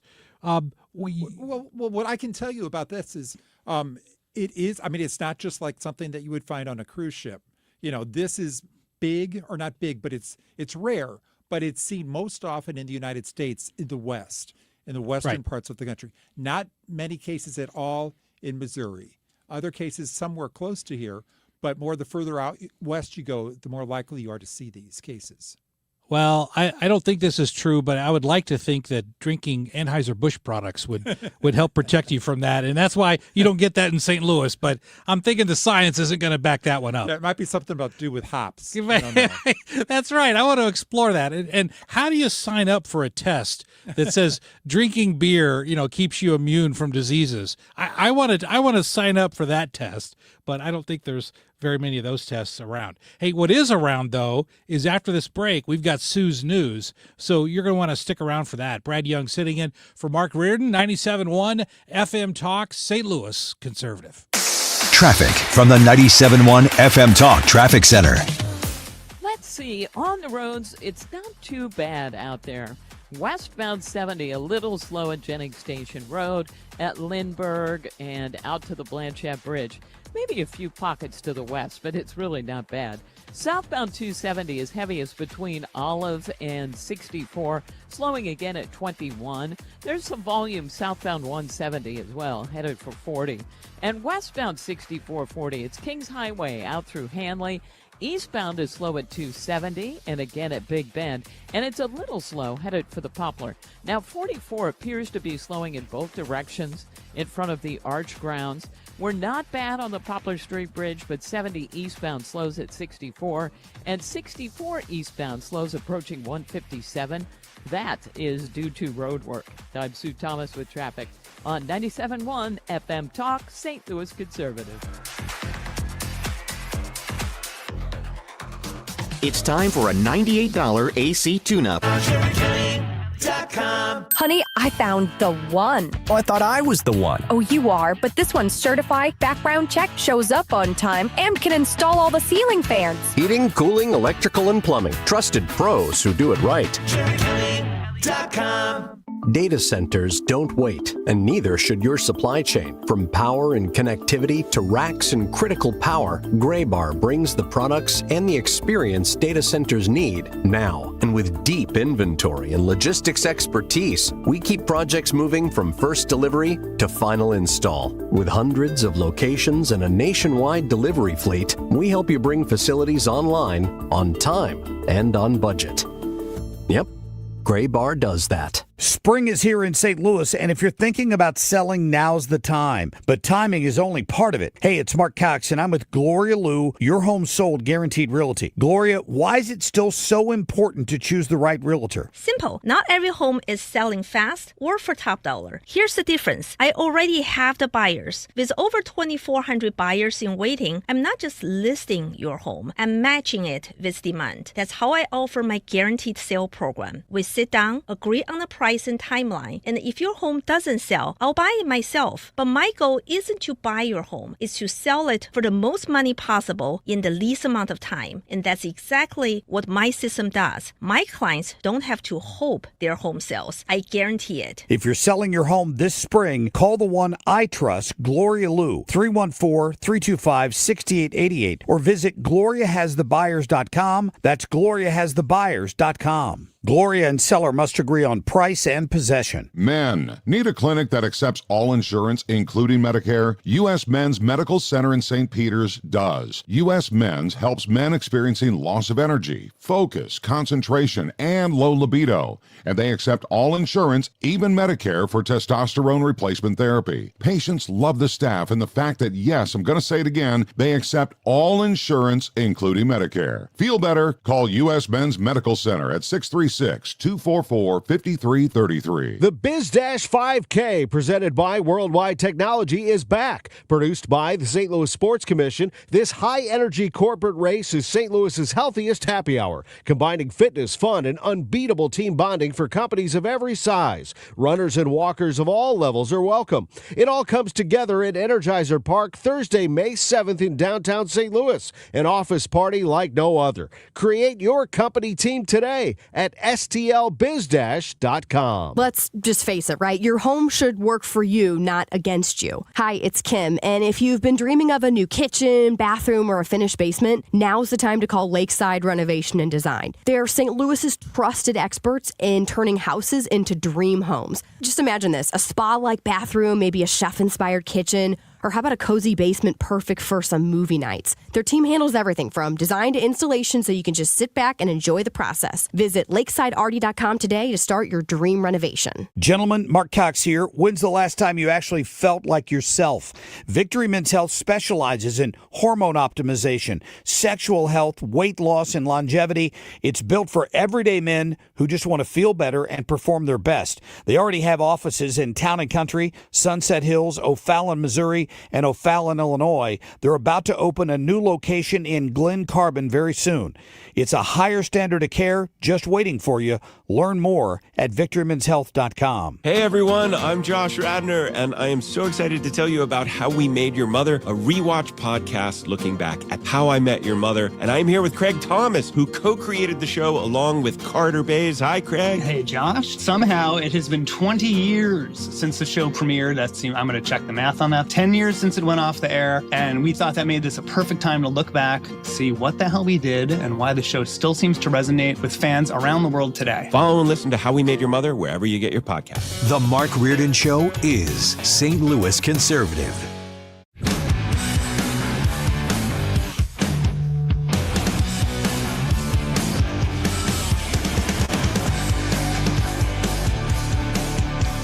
Welcome back to the Mark Reardon Show. Brad Young sitting in today. And before we get, because listen, I listen to the Mark Reardon Show. My favorite segment is always Sue's News. But before we get to that, just a couple of quick points, and that's this. I've been having some great conversations, both on the text line, which is 314-241-9797. I go and I text during the show. I'm not good enough to text while I'm talking, all right? So you'll have to wait till the break for me to respond. But also go to youtube.com, put in Mark Reardon Live. We've had some great conversations. One of them was on the topic I was talking about a few segments ago, about racially segregated voting districts.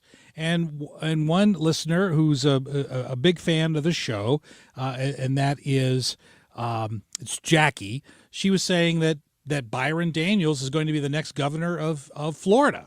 And I said, yeah, I would so vote for Byron Donalds. I would so vote for Byron Donalds. And if I lived in Chicago, I would vote for him twice. I mean, that's how much I like him. So there's a great part of this show is that you can be a part of it. So if you want to be a part of it, 314-241-9797. Now with that out of the way, let's get to the best part of the show, Sue's News. These allegations are deeply concerning. Does the president have any comment? We're not going to comment. It's not clear messaging. No. And now, Sue's News. Brought to you by Sue. You know what? I forgot to bring. We have 3 bells now. And I managed to not bring any of them home. Fred, thank you. Fred's got one. Thank you, Fred. I want to wish you all a happy National Astronaut Day. Thank you, Fred. It's also National Hoagie Day. Thank you. And finally, it's Cinco de Mayo. Who's having tacos? Anyone? I hope to. What does that mean, Fred? Well, I'll have to make them. But yeah. Which means that he's not going to have That's them. not going to happen. So does anybody ever go to a Mexican restaurant on Cinco de Mayo?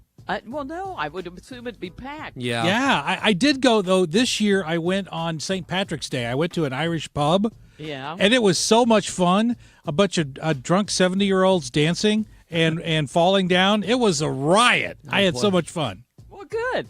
I guess you could, if you're a fan of sombreros or that sort of thing, you could go today. Cinco de Mayo was in 1862 when the Mexican army scored an upset victory over the invading French army at the Battle of Puebla.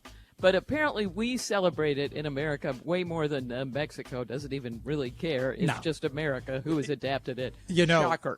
Sue, when you were setting that up and you said they scored an upset victory, my mind went right to sports. I'm thinking, what sport was this? I missed it. I didn't know this story. Oh, yeah. All right.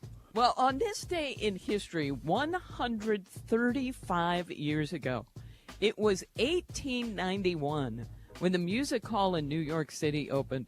2 years later, it was renamed Carnegie Hall. That's right. Carnegie Hall is 135 years old today. It was named after Andrew Carnegie, who paid for it to be built. And I'm not sure why it took 2 years before they said, you know what, we're going to go ahead and put your name on it. But it did. They were waiting for the check to clear. That's probably true. And 122 years ago today, in 1904, is when Cy Young threw the first perfect game in the modern era of baseball. Do you know who it was against? Anyone? Let's say the St. Louis Browns. It is not Brad. Oh, good. Ethan, don't look it up yet. The Cubs. Nope. Ethan. Oh, geesh. What year was this, Sue? It was 1904. It couldn't have been against. I'll throw out the Philadelphia Athletics. That is it. Oh, hit the good button job. bell for He me. did not look that up either. That's We need a impressive. bell. You Come go, on. Ethan. I was stunned. That That's was great. total guess. Oh, my gosh. Well, you were right. That's who Cy Young threw his first perfect game against on this day in history in 1904. Wow. I just love it. I think it's cool. You go, Ethan. Yeah, You go, that's Ethan. what I do. And now there's a complete, turn here. 105 years ago today. This still blows my mind. Okay, it's 1921, and Coco Chanel debuted her perfume, Chanel No. 5. It hit stores 1 year later, and ever since, one bottle of Chanel No. 5 sells every 30 seconds. No way. Yes. And I've got, let's see, I can think of two. My mother-in-law wears it. Somebody else. Two women that I know of who, for years, this is their signature scent. Every 30 seconds. Did we figure out what happened to Chanel's number 1 through 4? Yeah, those didn't sell. So, well, I think Fred. Chanel. I think when Coco Chanel developed Chanel No. 1, Coco Chanel then made it and turned it into Cocoa Puffs. Oh. I think that's what happened. Oh, gee. Help us. We keep going. We frequently hear about the highest grossing actors all the time. I have these lists all the time. But finally there's one out about the highest grossing directors. Now, I'm going to see how long you guys, how well you do with this. But think about this in terms of their lifetime box office gross. And then we're going to talk about their most successful film. Okay. I'm going to start at number 5. And number 5 Wait, is... do we get to Are we guess? guessing or are we... Well, I'm going to work up to 1 and 2 that you're going to guess. Okay. Oh, Okay. All right. So number 5 is Michael Bay. He's $6.5 billion. His most successful film was Transformers: Dark of the Moon, and that made $1.1 billion. Next would be Peter Jackson. $6.6 billion because his most successful film, of course, Lord of the Rings: The Return of the King. $1.2 billion. Number 3, Anthony and Joe Russo. Oh, yeah. $6.8 billion. Endgame. That is correct. Oh, Yep. I didn't Most know that. successful film is Avengers Endgame. $2.8 billion. All right. Who do you think, Okay. Fred, Okay. would be George one of the Lucas. top 2? Well, yeah, give me number 2. Give me number 2. Well, you just gave that away. Okay. All right. Steven Spielberg. Steven Spielberg is not number 2. Steven Spielberg is number 1. Who's number 2? James Brad? Cameron. That is correct. Yes. Good. James Cameron, what was his most successful? Because I could think of 2. What is your answer? My answer would be the first Avatar movie. Yes. His most successful film was the first Avatar, $2.9 billion. James Cameron, highest grossing, Well, second highest at $10.6 billion. Dang. And of course, Fred is right. Steven Spielberg is at number one, $10.7 billion. These are the highest grossing directors of all time. But what was Steven Spielberg's most successful film? Brad, you're on a roll. E.T.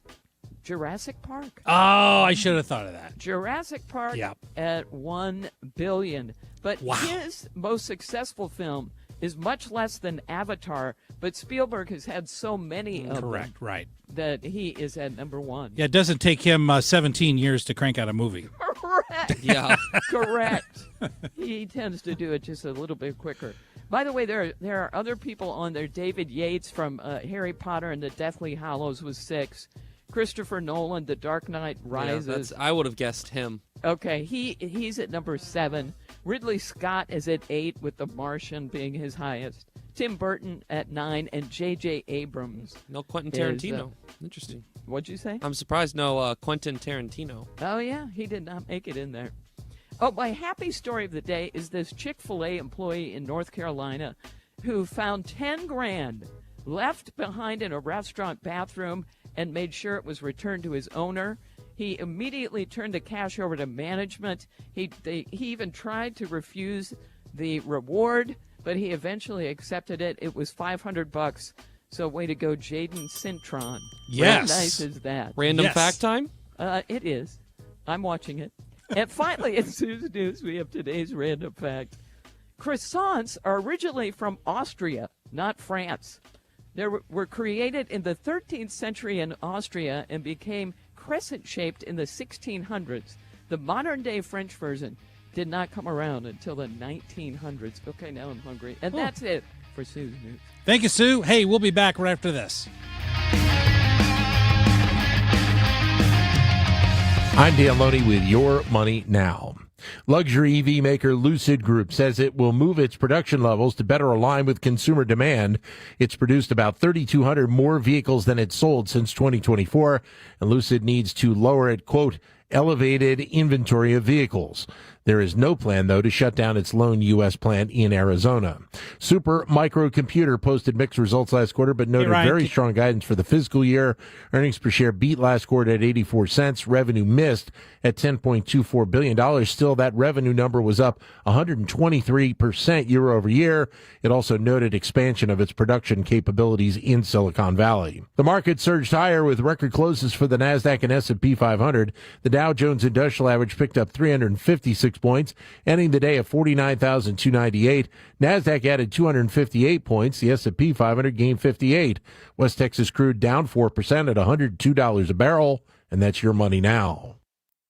Texting enrolls you in a recurring automated marketing text messages. Consent not required to purchase. Message and data rates may apply. The team's looking good this season. I think so. Man, I miss playing football. Ever since I turned 40, I just can't find that fire I used to have. Think it could be lower testosterone? What do you mean? I was feeling the same way. After 40, the body has less testosterone, and men lose their edge. That's why I take Nugenix Total T2. That's the testosterone booster, right? Yes, but Total T2 is their brand new formula that skyrockets nitric oxide levels in as little as 3 hours. Since I started taking it, I've been lifting like when we played for Coach Carter. My energy is way up, and it even spiced up things between me and the missus. Are they still giving out complimentary bottles? Yep, just send a text. Text SPARK to 215-215 for your complimentary bottle of Nugenix Total T2, the next generation testosterone booster. Text now and we'll include a bottle of Nugenix Thermo X, our newest, most powerful fat burner ever, absolutely free. Text SPARK to 215-215. That's SPARK to 215-215. These statements have not been evaluated by the FDA. This product is not intended to diagnose, treat, cure, or prevent any disease.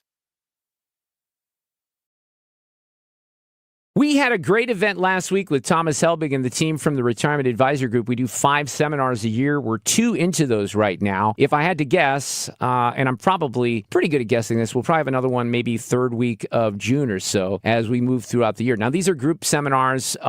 We had a bunch of folks together the other night that got to hear what Thomas and the team are all about. Some people are more comfortable in group settings, so you can wait for a seminar if you want to. You'll learn a lot. You'll learn about their strategy of safely linking to the market and what the team is all about and why we trust them so much here at 97.1 FM Talk. But The other thing you can do, and I would recommend this, go one-on-one. Go right into the office, make an appointment, tell them that you heard about it here. They're the official financial planners of this show and Mark's and Annie's. They do great work. They've been doing great work in this area for a long time. The clients that I've talked to from Thomas, they've all said something very consistent. They wish they would have met him sooner. So you don't have to be that person. Check out the Retirement Advisor Group today, retirementkey.com. Spring and summer air should feel fresh, not full of dust and allergens and whatever winter left behind in your air ducts. Mark Cox here. You know, your vents are the lungs of your home, and if they're dirty, you're breathing it in every day. That's where Zero Res comes in, backed by thousands of Google reviews and a 4.9 rating. This month only, get a whole system air duct cleaning for just $5.99. 314-474-2020 or visit ZeroResSTL.com and ask for the 97.1 special. The summer heat and humidity will be here soon. Is your air conditioner ready? This is Corey with Air Comfort Service Heating, Cooling, and Insulation. If your cooling system hasn't been checked to be ready for the warm weather, call Air Comfort Service. AC checks keep your equipment operating at maximum efficiency, prevent repairs, and extend the life of your equipment. For every AC clean and check booked in April, we'll donate a bag of pet food to Open Door Animal Sanctuary in House Springs. Stay in your comfort zone with a cooling system check from Air Comfort Service Heating, Cooling, and Insulation. Visit aircomfortservice.com. That's aircomfortservice.com. It's time for a $98 AC tune-up. The time is 4:33. This time check sponsored by Jerry Kelly Heating, Air Conditioning, Electrical, and Plumbing. For details and a list of all station contest rules, visit www.971talk.com/rules. From Troy, Missouri to Troy, Illinois, 97.1 FM Talk, St. Louis Conservative.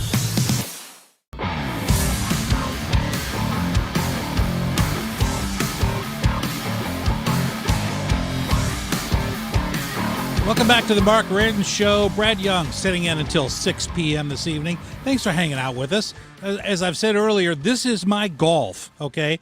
I do this because it's fun, it's informative, but most of all, what I really love is when folks are texting in 314-241-9797. If you want to be a part of the show, would love for you to text in with your opinion as well. Also, I want to get Ethan's opinion because we've got a giveaway, don't we? Yeah, that we do. All week long on the Mark Reardon Show, the Annie Fry Show, we are giving away tickets to the Guns N' Hoses Soccer Cup all this week, and great opportunity for you guys to be able to watch a great event that's going to be at the Worldwide Technology Soccer Park on May 30th. Here at the end of the month. So we are giving away tickets right now. Caller number 4 to 314-241-9797. Daniel is ready to take your call. Caller number 4, 314-241-9797 to win a pair of tickets to the Guns N' Hoses Soccer Cup at Worldwide Technology Soccer Park on May 30th. Oh, that's going to be a lot of fun. So thanks, Ethan, for doing that. You know who's also a lot of fun? Ryan Recker, who's joining us. My favorite guy in the entire state of Michigan is Ryan Recker. Ryan, great to talk to you, buddy. What a fantastic transition. Hi, Brad. You know, I work hard at transitions. Well, I'm so glad you asked me to come on because, you know, we follow a lot of what's going on in Michigan now that I'm up here. So there's a lot of things to discuss. Well, there is. I mean, the best thing to discuss in Michigan, though, is your painting of an aristocratic dog that's always behind you when you're doing stuff that involves a camera. But I like his Twitter profile picture. Yeah, your Twitter profile picture, which is what that's what you've got pulled up right now, isn't that right, Ethan? Yeah, with the sunglasses. Uh-huh. But those aren't just sunglasses; those are like 85-year-old. I just got cataract surgery sunglasses. Ryan, why don't you share what you asked for your picture to be? Yeah, so I messaged you guys and I said, okay, if you're going to put a picture up on the video stream, put up a picture of a McRib, please. And you said, no, I'm not putting a McRib on the stream. See, I would have said yes. That was Ethan that said no. I would have said yes. Because I have seen you eat a McRib, and you don't want to keep... Listen, if you're in the same room with Ryan Recker when he's eating a McRib, just keep your hands and feet away from his mouth. Yeah, you pretty much don't exist. I mean, I'm focusing on that sandwich and thinking about how I'm going to get another one after it.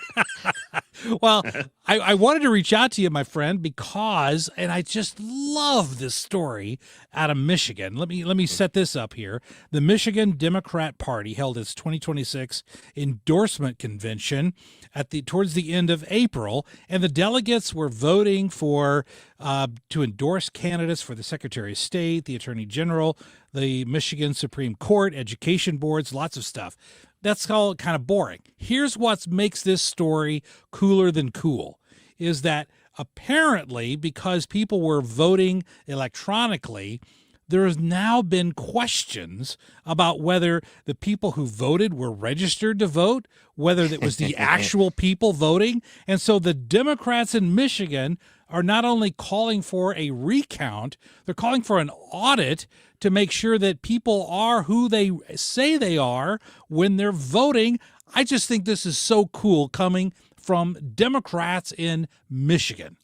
Yep, that convention is as far left as you would imagine, so we can set that up in some of the other topics and candidates that they brought up. But I find it kind of fascinating that the party that talks about election integrity and everything is rock solid and there's no way anything could be done improperly. No way. Was no potential of that even happening. No reason to even look into it. It's a waste of money. We're going to take it to the court. We're not even going to let you look behind the scenes we'll just trust our word that everything is going That's great. right. So when you see the party that has been telling you to trust them and the way they operate behind the scenes, and you get to see it openly, then you realize that maybe they're not doing things on the up and up always. Exactly. And you know, I got to tell you this, Ryan. When I moved years ago, I used to live in Florissant. When I first got out of law school, I lived in Florissant, and then I moved to Chesterfield. And when I moved to Chesterfield, I was I got cards that were forwarded. I was registered to vote. I didn't do this, but the St. Louis County Election Board said that Brad Young was registered to vote in Florissant. J. Bradley Young was registered to vote in Florissant. Brad Young was registered to vote in Chesterfield, and J. Bradley Young was also registered to vote in Chesterfield. And I thought, my goodness, I had no idea that I moved to Chicago. You know, I'm registered to vote 4 times here. Well, we even had one of candidate for Michigan Senate also got in trouble for that recently. Her name is Mallory McMurrow. And she moved to Michigan. She put out a book, of course. They all come out with books. So she put out a book and talking about, you know, I have such strong roots in Michigan when I moved here in 2014 from California. Well, someone decided to take a peek at the voter roll and they realized she was voting in California up until 2016. Oh my goodness. That, you know, that's as good as finding out that Elizabeth Warren really isn't Native American. So now she's defending it. You know, she's going, I think even CNN was critical of her, if that tells you anything. They said, no, wait a minute here. So there's a lot of phoniness that goes on. And there's a lot of problems, I think, within the Democratic Party in Michigan right now. And I think this is kind of what you're seeing in a lot of different states. So in Detroit, there was a mayor by the name of Mike Duggan, and he got a lot of attention. He was liked and kept getting reelected until he decided, okay, I'm not going to run again. I'm going to actually try to become governor of the state of Michigan. But instead of running as a Democrat, which I've always been, I'm going to run as an independent. So this news came out last year. Okay. So it's kind of a trend you've seen in some states where people say, okay, I'm going to leave the party and I'm going to go as an independent. I think that's where the future is. People are kind of gravitating outside of the polar opposites. Well, some people are saying that he knew that a year ago that all of this junk would start happening during the election. And he's hoping that kind of, if you've ever watched like a marathon where they all fall down at the end of the race, he's hoping he gets to jog past them and go across the finish line before anyone else. That's what I think his strategy was all along. And if you look at the way the party is, it might actually work for him. How interesting! Because usually, the common knowledge is, or the rule of thumb is, if you're an independent, you got no chance. You know, like hair on the top of my head, no chance of working. So, but here, because he may have seen. That was a delayed joke. It was actually a little funnier than that, Ryan. I get it. I get it. Okay. Yeah. My jokes are always funny like a half an hour later. But here though, you're surmising, or at least speculating, that perhaps this guy knew that there were going to be a lot of troubles with the Democrat Party in Michigan, so he chose then to run as an independent. Yeah, and he was a very popular Democrat out of Detroit. I mean, he was well-liked. Now, he doesn't really have much recognition across the state, per se, but that would be something that he would have to build, but he would be starting from scratch anyway. Maybe that's part of the reason why he thought independent would be the way to work. But what you've seen is the Democrat Party inside of Michigan hates him because from their standpoint, he's going to split their vote and probably take votes away from their biggest base in Detroit. Right. And there's no way they could win with him on the ballot. So you have Republicans that are like, you know what, we actually have a shot of taking not only the Senate seat, but even the governor's seat. This is a big deal for Michigan. Well, and it's not just a big deal for Michigan, Ryan. It's a big deal for the country because in this midterm election, obviously the House of Representatives is razor thin at the moment, but that could even make a difference in the Senate count. Right. That's a big deal with the Senate count. And, you know, there's a special election today in Michigan. There's talking about politics. You'll like this, too. So you have the House and the Senate in the state.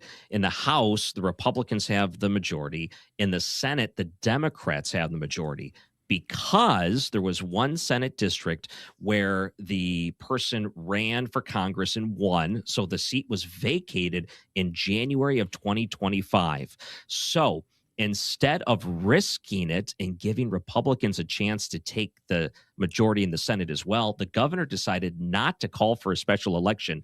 That seat has been vacant for 500 days. Wow. And today is finally the special election.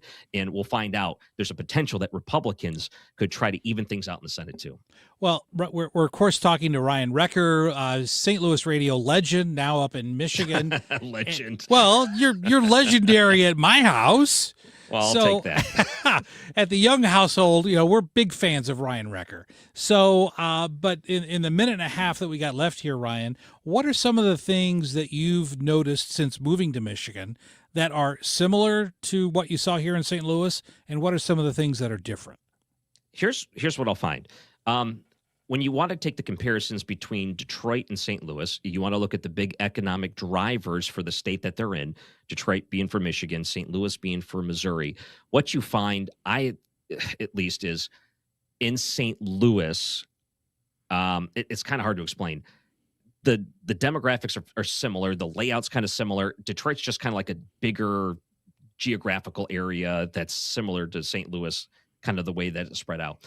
I find that Detroit is somewhat understanding and realistic of its problems, and they've tried to address it. They went broke. They got a lot of other issues they're not addressing, but they're at least more realistic. In St. Louis, I kind of think that they try to hide from their problems and give you the appearance everything's okay. That's something that they're going to have to change in order to turn things around. So I think Detroit started to turn it around because they addressed their issues. St. Louis has to do the same thing. Yeah, right now, what's always the saying? The first step to recovery is admitting you have a problem. Admitting you have a problem. Right. And St. Louis has not admitted that yet. I think they need to have a true look in the mirror and really address their issues. And they just haven't done that. That is such good advice from Ryan Recker. Hey, Ryan, we're on a break here. We've got to take off. But as always, my friend, it's a pleasure to talk to you. Thank you, Brad. Great to talk to our good friend of the show, friend of St. Louis, Ryan Recker. We'll be talking soon, my friend. Hey, we're going to take a break here on the Mark Reardon Show. Brad Young sitting in, and we'll be back right after this. Stick around. 97.1 St. Louis Conservative. Traffic from the 97.1 FM Talk Traffic Center. Well, we've got some volume out there tonight. Let's say you are eastbound on 270, a little bit slow headed for Riverview. Westbound 370, some moderate volume in the construction zone, headed past 141. Westbound 70, well, actually, it's slow in both directions at Jennings Station Road. Moderate volume past the airport, across the Blanchette Bridge, and then between 79 and Wentzville. Accident reported Page at Skinker. We've got emergency crews headed that way. Southbound 170 is slow, headed for 64. And most of the westbound volume of 64 is Kings Highway out through McCausland, but then in pockets out through 270 it slows. And again at Clarkson and Lake St. Louis Boulevard.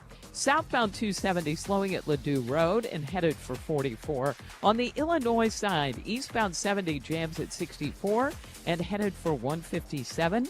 That, of course, all due to road work. This report brought to you by Point with an E Pest Control. I'm Sue Thomas with traffic on 97.1 FM Talk, St. Louis Conservative. The Guns N' Hoses First Responder Soccer Cup is coming to Worldwide Technology Soccer Park on May 30th. Listen to the Mark Cox Morning Show, the Annie Fry Show, and the Mark Reardon Show. Be the 9th caller when we tell you when to call. You'll win a pair of tickets to see the Guns N' Hoses Soccer Cup. Termites cause $5 billion in damage to homes and businesses in the U.S. every year. Call Point Pest Control now at 636-798-0023 and reclaim your space from unwanted pests. That's 636-798-0023. PointPestControl.com. License number GL250000615. Hey, it's good to hear you. Hey, Dad. Isn't it good to see ya? Yep, but with smoke alarms, we need to hear them. If one alarm is downstairs, you might not hear it upstairs. At school, everyone hears the fire alarm. That's why we install hardwired smoke alarms that all go off together, just like school. Smoke alarms done the right way. Green is always grasser at grasserhomeservices.com. I'm Ultima Morgan of Morgan & Morgan. Every time one of my children started driving, it was terrifying. Thousands of accidents happen across the country. We see it every day. If you've been injured in a car accident, call us. Dial pound law or visit forthepeople.com for an office near you. Finding great candidates to hire can be like, well, trying to find a needle in a haystack. Sure, you can post your job to some job board, but then all you can do is hope the right person comes along, which is why you should try ZipRecruiter for free at ziprecruiter.com/radio. ZipRecruiter doesn't depend on candidates finding you. It finds them for you. Its powerful technology identifies people with the right experience and actively invites them to apply to your job. You get qualified candidates fast. So while other companies might deliver a lot of hay, ZipRecruiter finds you what you're looking for. The needle in the haystack. See why 4 out of 5 employers who post a job on ZipRecruiter get a quality candidate within the first day. ZipRecruiter, the smartest way to hire. And right now, you can try ZipRecruiter for free. That's right, free at ZipRecruiter.com/radio. That's ZipRecruiter.com/radio. ZipRecruiter.com/radio. ZipRecruiter. Want to make the most of your tax refund? File with TurboTax on Intuit Credit Karma. They help you get your biggest refund, and then we help you do more with it. With a personalized plan designed to help you hit your money goals. Start filing today in the Credit Karma app. Mark Reardon is St. Louis Conservative.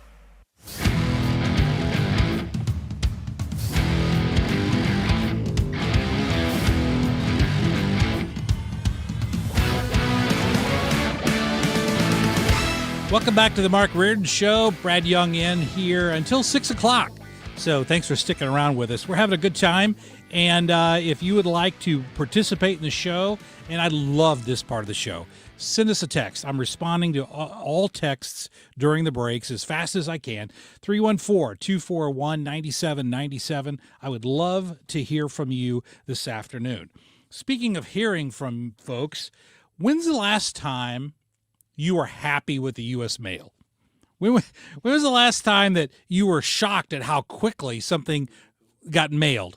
Oh, okay, I know. The silence is deafening. The answer to that question is never, right? No one's happy with the U.S. mail.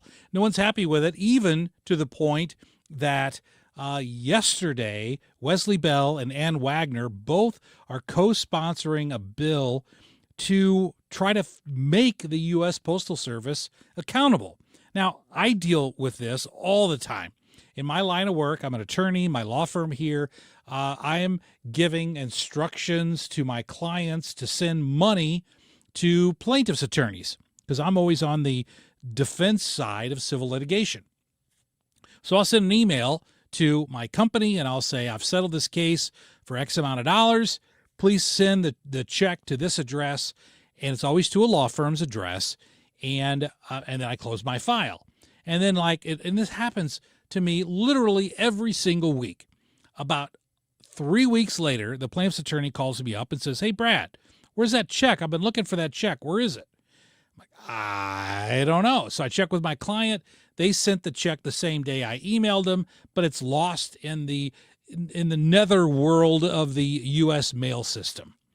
And so what I think is ironic is that government officials, Now, one's a Democrat, Wesley Bell, one's a Republican, Ann Wagner. I know them both. I've met them both. I've talked to them both. But they're both proposing that the government can fix a government problem. And do you see the issue with that? That's like saying, physician, heal thyself, and physicians always make the worst patients.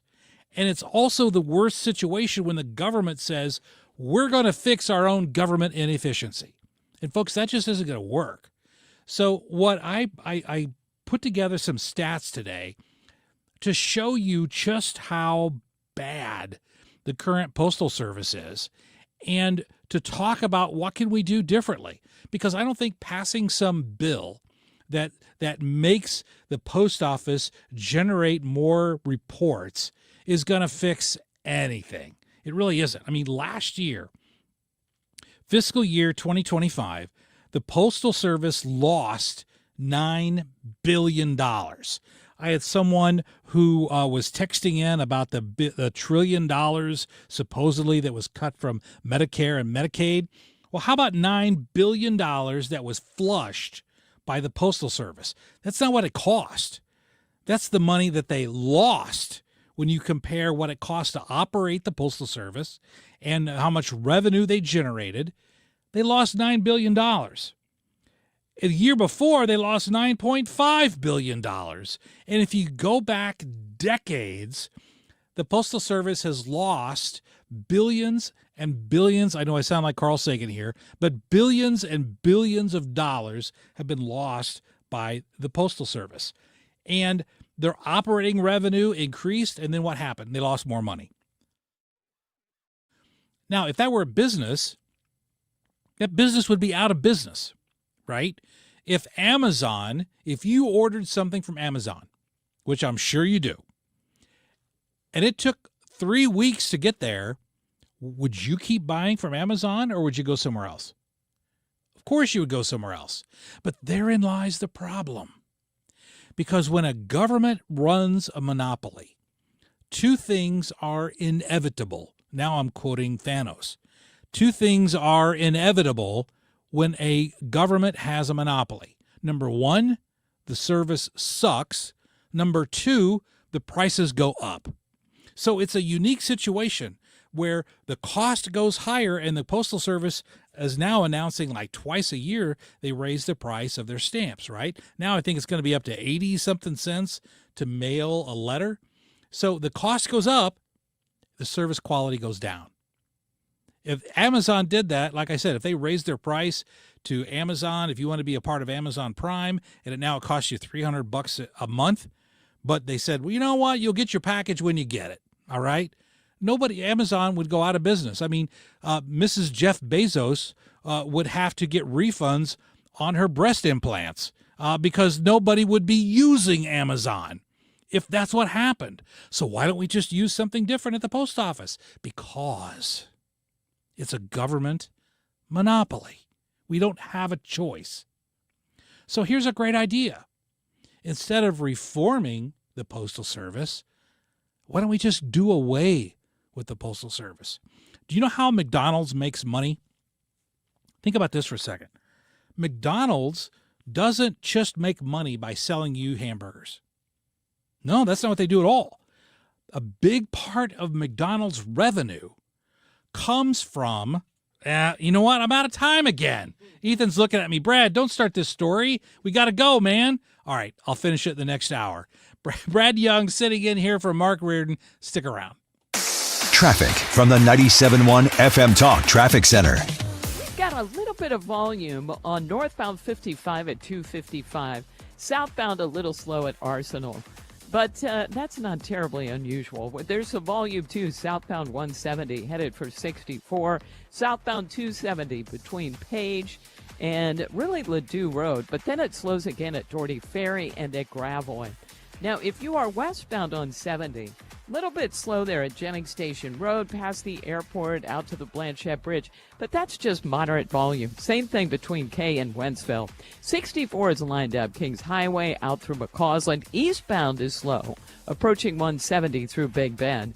And westbound lining up again at 270 and out at Lake St. Louis Boulevard. 44 right in front of the Arch Ground, slowing in both directions. There's a little bit of volume eastbound 6440 at the Poplar, but it's fine on the bridge itself. Eastbound 70 jams at 64. We've got volume on Route 3, another slow-moving train, this one near Queenie Avenue. And eastbound 64 slowing on either side of 255. I'm Sue Thomas with traffic on 97.1 FM Talk, St. Louis Conservative. Hey guys, I want to talk about Game Day Men's Health. Matt Lawrence has an amazing location out in Chesterfield. Make an appointment. It's a free visit. It's an hour-long visit. In 20 minutes, you're going to have some results from blood work. Maybe you are low in vitamin deficiency, right? Could be something like that. They have vitamins and peptides. Maybe it's for sexual wellness, ED treatments that are very unique. Maybe you're interested in recovering faster as you get older from sports injuries. And of course, they have TRT, testosterone replacement therapy, to boost your energy. But it all gets started with that 1 hour consultation. Actually, it's just a quick consultation, blood work. Within 20 minutes, they're going to come up with a plan for you. And Matt's got a great team, a great location, a pharmacy out there in Chesterfield. Again, they're located at 6440 Olive and Clarkson. Game Day Men's Health is the website. Make an appointment. Take advantage of this. It's a man cave environment. They do awesome work out there. And do us a favor and tell them you heard about it here on 97.1 FM Talk. They call it the Game Day difference, and there really is a difference. So check them out today. Game Day Men's Health. For the last 33 years, you've discovered that at Banner Construction, we pride ourselves on quality craftsmanship. We believe the single most important decision homeowners must make when considering an exterior restoration project is who do you hire. At Banner, we provide well-engineered, meaningful, long-term solutions to transform your home into the pride of the neighborhood. Let us help you fall in love with your home all over again. Call or visit bannerconstruction.com and have a banner day. Men, if you're suffering from erectile dysfunction or PE, you're not alone. Most importantly, you don't have to live with it. Paramount Men's Medical Center restores men's sex lives in just one visit. Their painless breakthrough treatments eliminate ED and PE, even when Viagra and Cialis don't work. Here's Dr. Simovitz, specialist in men's health. Paramount Men's Medical Center's painless breakthrough treatments eliminate ED and PE, regardless of age or medical history. 98% of patients see instant results right in the office. Men are now lasting longer than they ever imagined. And the best part, at Paramount Men's Medical Center, your consultation and first treatment are free. Qualified patients even get their testosterone checked free. Call 314-887-4333. 314-887-4333. Take control of your sex life. Call now. 314-887-4333. You've been listening to the very popular Wellness One for many years, Saturdays and Sundays on 97.1 FM Talk. We're happy to share that we've expanded the show to 4 times a week. Yes, 4 times every weekend. Saturday at 10 a.m., Saturday at 8 p.m., Sunday at 9 a.m., and Sunday at 2 p.m. It's the same great show designed to cut through the nonsense and provide you a common sense, science-based strategy for a healthy life. So join TJ and Aaron for Wellness One. Now 4 times a week on 97.1 FM Talk. KFTK FM Florissant from the Kaufman Townsley St. Louis's Injury Lawyers Studio. Call 314-777-7777. That's 314-777-7777. Operation. I'm Lisa Lacera, Fox News. Secretary of State Marco Rubio says the operation to reopen the Strait of Hormuz is a favor to the world. The Strait of Hormuz does not belong to Iran, Secretary of State Marco Rubio says, and the regime does not have the right to shoot at commercial vessels transiting the narrow waterway. And it cannot be normalized. Under no circumstances can we live in a world where we accept, okay, this is normal. You have to coordinate with Iran. You have to pay them a toll in order to go through the Straits of Hormuz. Briefing reporters at the White House, Rubio said Operation Epic Fury, the combat mission against Iran, is over, and the priority now is reopening the strait. There's no shooting unless we're shot at first. Okay, we're not attacking them. Still, Rubio did not rule out the possibility combat operations resume if diplomatic negotiations fail. Fox's Jared Halper at the White House on the proposed peace deal between Israel and Lebanon, Rubio says. By and large, I think a peace deal between Lebanon and Israel is imminently achievable and should be. The problem with Israel and Lebanon is not Israel or Lebanon, it's Hezbollah. Rubio said Hezbollah terrorizes and attacks Israelis and are also inflicting damage on the Lebanese people. A new charge filed against Cole Allen, the man accused of attempting to shoot President Trump and others at the White House Correspondents Association dinner. The new charge is assaulting a federal officer with a deadly weapon. The others, attempting to assassinate the President of the United States, transportation of a firearm and ammunition with intent to commit a felony, and discharge of a firearm during a crime of violence. Fox's Mike Emanuel. Allen is being held for now. His next court appearance is set for next week. Wall Street stocks rallied after oil prices eased. The Dow gained 356, the Nasdaq plus 258, closing at an all-time high. The S&P added 58, also reaching another all-time high. America is listening to Fox News. Here's a tale of Becky. Didn't know what to do with new meds prescribed and no real cost clue. She squinted at prices, that can't be right. Then tapped GoodRx and saw the light. She can get a deal. Book telehealth if she feel. Learn about those meds without any stress. That one little app does all the rest. Even my horse downloaded it. Dang, save time and money on prescriptions. Check GoodRx. GoodRx is not insurance. My dad passed away unexpectedly. Of course, it was awful in every way, but we are very grateful that he had life insurance. So even after he was gone, he was still able to provide for us. And that's why I have life insurance for my family. Ethos.com. They make it fast and easy to get covered. It's 100% online. You get a quote in seconds, and you can apply in minutes. You get covered the same day. Get your free quote at ethos.com/save. That's ethos.com/save. Paid spokesperson. Time spent on application may vary. Online health questions required. Rates may vary. Air Comfort Service, heating, cooling, and insulation. Weather. We have to check the calendar. The Blackberry winter has certainly settled in. Scattered showers and a couple of non-severe thunderstorms around this evening and overnight. It's chilly. It's chilly now. 46 for the overnight low. Wednesday, maybe an early morning shower, but basically it's a dry day on Wednesday. Partly sunny and cool. 58 degrees. That's it for the high. Wednesday night, partly cloudy down to 42, and Thursday, sunny skies, 65. This is 97.1 FM Talk. Chief Meteorologist Dave Murray. This hour of the Mark Reardon Show is sponsored by Gamma Tree Experts. Your trees deserve the best care. Call Gamma Tree Experts. This is the Mark Reardon Show on 97.1 FM Talk.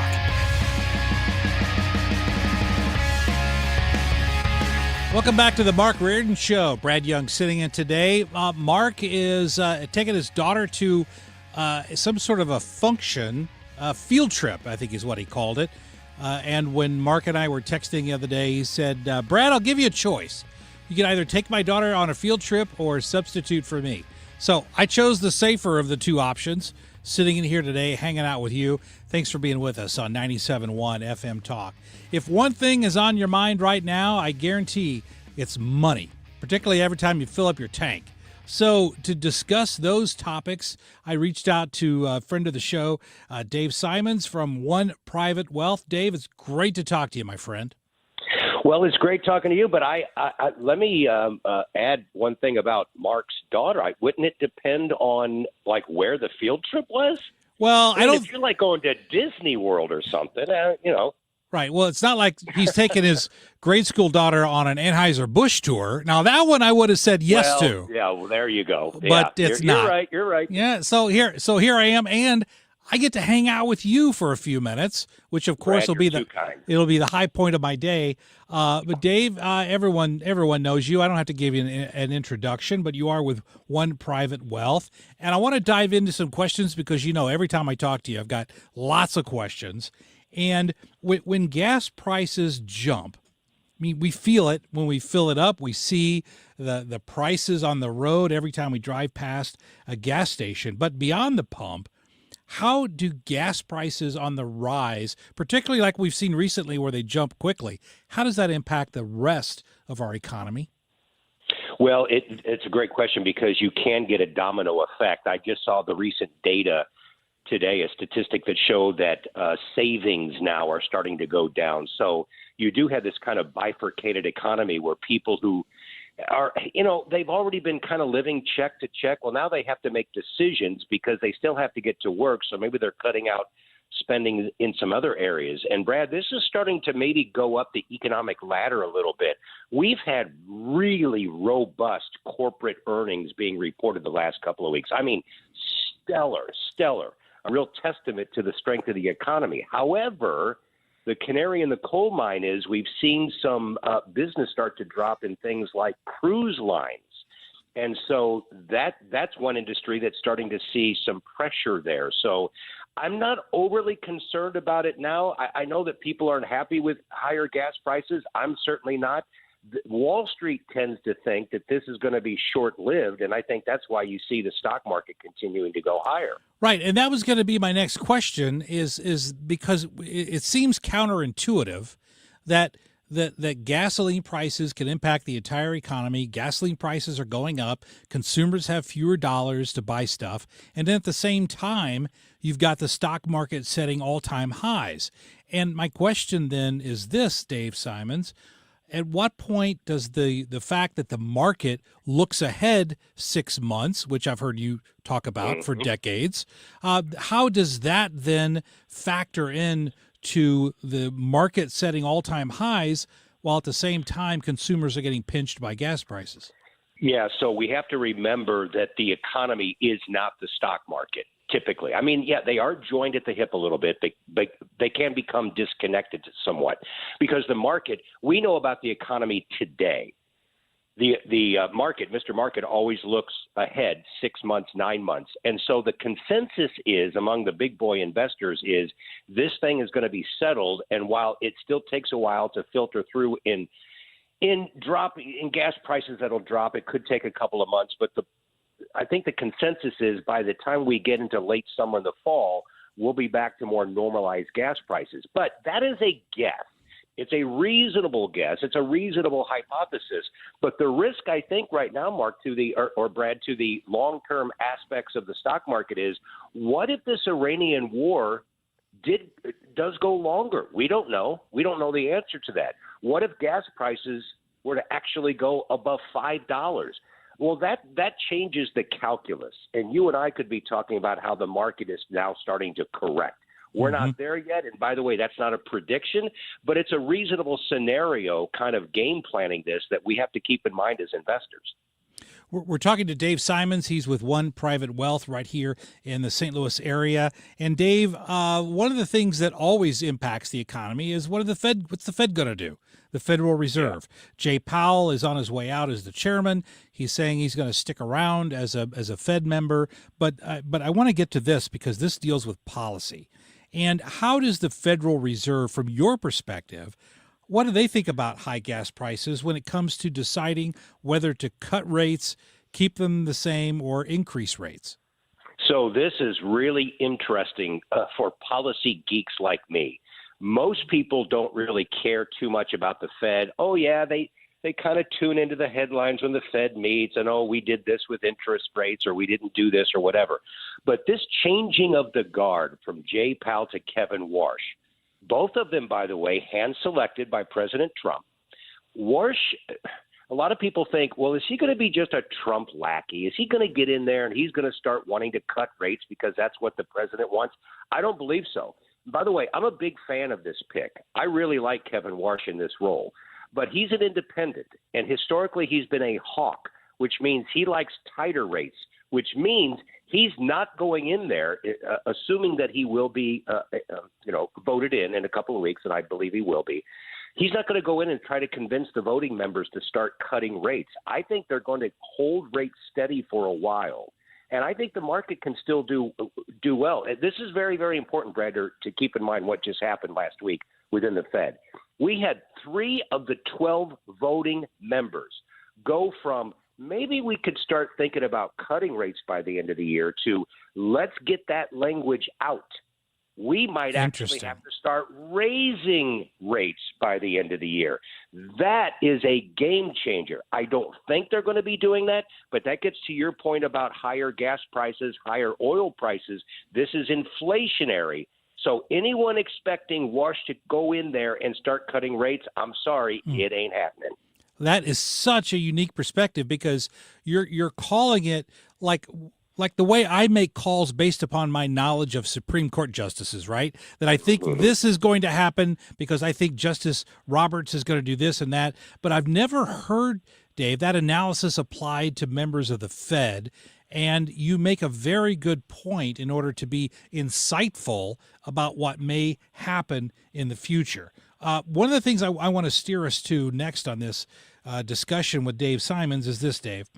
The national debt. We talked about it before, and I read this week, and depends on how you measure it and what the tool is, but by some measures, the national debt for the U.S. is now at 100% of the GDP.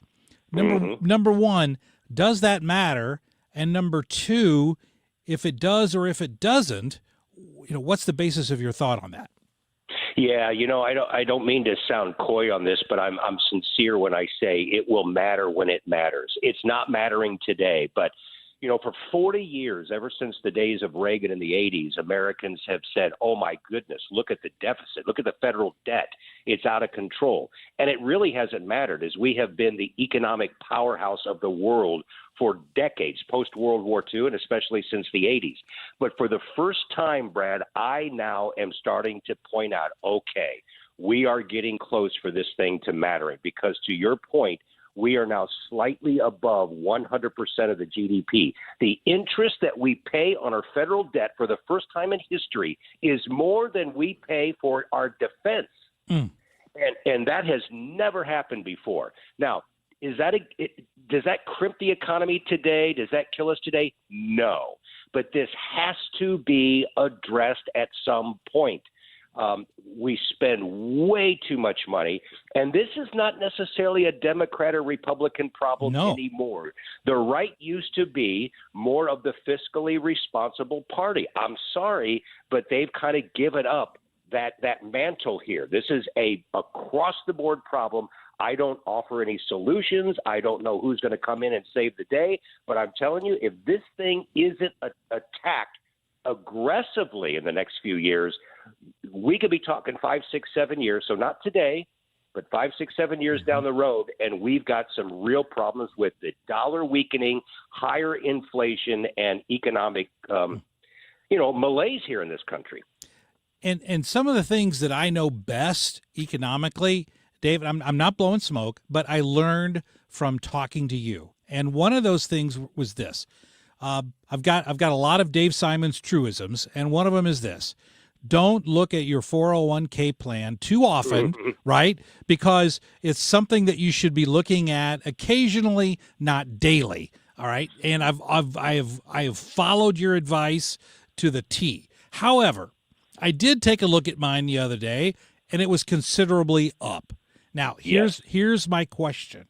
And I'm not asking you for a prediction on what the market is going to do, but we all know another truism is markets go up and markets go down. That's not a prediction, that's a fact. So as we're looking at our investments and we see that they're doing pretty well right now, is there anything that we should or could be doing to help lock in some of those gains before the market inevitably goes down? Obviously, I'm not predicting that. You're not either. But the market will eventually go down. Is there anything we should be doing today? Yeah, and that's always the question, isn't it? The way I answer it always starts with, is there something that you need to spend money on in the next couple of years? Are you saving for a down payment on your first house? Do you have that big vacation you're going to take your family in the fall? Those kinds of things, you can't have that money invested in the market. It's got to be safe. So that's the one area you need to pull out. Yes, the market has done extremely well, and frankly, I continue to be bullish on the market, but I also know if this thing with Iran goes a little haywire, if oil prices spike, so I also tell people, hey, stay invested. Whatever is right for you within your risk tolerance. But now is not the time to reach for extra risk, where you say, wow, look at these AI-related stocks, man. They're soaring. Great. If you own them, that's up to you and your advisor if you should be paring back or whatever. I still like those stocks for the most part longer term, but I think they are vulnerable to maybe at some point of a pullback between now and the end of the summer. So I don't know, really, Brad, that anyone needs to do much of anything today. And how that relates back to the federal debt now approaching $40 trillion and all that, that's a problem down the road. I would not be changing my portfolio around at this time related to that. Right in the here and now, I still love the fact that corporate profits are soaring. I think the economy is strong enough.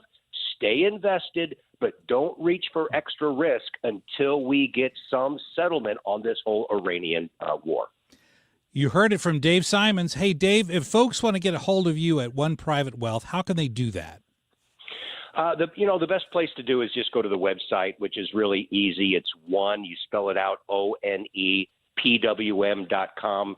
And one of the things that we tend to get is just someone has another question. And just like, hey, I heard you talk about this. Can you give me some clarification on what you're talking about? I'd love to do that. So you can see the email on onepwm.com. Very good. Dave Simons, hey, I always come away more knowledgeable after I talk to you, my friend. Thanks for spending time with us today. Brad, you're too kind, as always. Talk to you again soon. Take care, my friend. Hey, we're going to take a break. When we come back, there's a couple of questions that folks have been texting in on. I'm going to address some of those in the next segment, like the dispute right now between Justice Alito and Justice Ketanji Brown Jackson, like how does McDonald's actually make money? I'm going to talk about those next right here on St. Louis Conservative, 97.1 FM Talk. Traffic from the 97.1 FM Talk Traffic Center. Not a bad commute tonight. Now, westbound 70, a little slow near Jennings Station Road, past the airport, and out past 141, and then a moderate volume pocket at Highway K in Wentzville. But 64 is a little lighter, too. It's still Kings Highway out through McCausland and then approaching Lindbergh through 270, but just moderate. And it's slowing at Lake St. Louis Boulevard. 270, that's kind of slow in both directions. Right at Ladue Road, where they've got the weird lane configuration. Southbound 170 is slow at 64. Now, if you're headed into downtown, it is a little bit slow. Eastbound 40 on either side of the inner belt. And southbound 270, some moderate volume at 21. On the Illinois side, eastbound 64 slows at 255. I'm Sue Thomas with traffic. 97.1 FM Talk, St. Louis Conservative. Hey, I have a way for you to make sure that you're prepared for your next power outage, and it really is a no-brainer. And it comes from Generator Supercenter of St. Louis, the nation's #1 Generac generator dealer. And you have to take advantage of this because, again, we know what happened last year. We had people out in this area that were out of power for, maybe in some cases over a year. Don't be that person. Don't be the person that says, hey, I heard the guy on the radio talking about these awesome generators, and then I didn't call, and then my power's out and all my food spoiled and all these other things. Take the weather out of the equation just for a moment. We know that the power grid is failing. It has failed. It's going to fail again. Prepare yourself. And your home can be completely energy independent from the public utilities. These are high quality generators. They kick in right away when the power goes out. No more waiting on hold with Ameren, etc. So stop by the showroom or call 314-499-2020, Generator Supercenter of St. Louis. According to MasterCard, nearly half of small businesses have been a victim of a cyber attack. As cybercrime escalates, ThrottleNet is calling on businesses to strengthen their security posture by taking a free online IT security audit right from your desk. This 3-minute online assessment provides an immediate score to see security gaps and vulnerabilities in your network. For 26 years, ThrottleNet has supported your business IT everything right here in St. Louis. In fact, no client of ThrottleNet has ever paid a ransom. So visit throttlenet.com/971 to take the free assessment today. When you're approaching retirement, there are a lot of questions to answer. Do you have enough money to fund your income for life? How should you claim Social Security? And what's your plan for health care and long-term care? Hi, I'm Eric Robert, Director of Investments with the ClearPath Wealth Management Group at Stifel and host of On the Money Saturday mornings at 11 on 97.1 FM Talk. Don't leave your retirement to chance. It's crucial to understand and address relevant risks before you retire.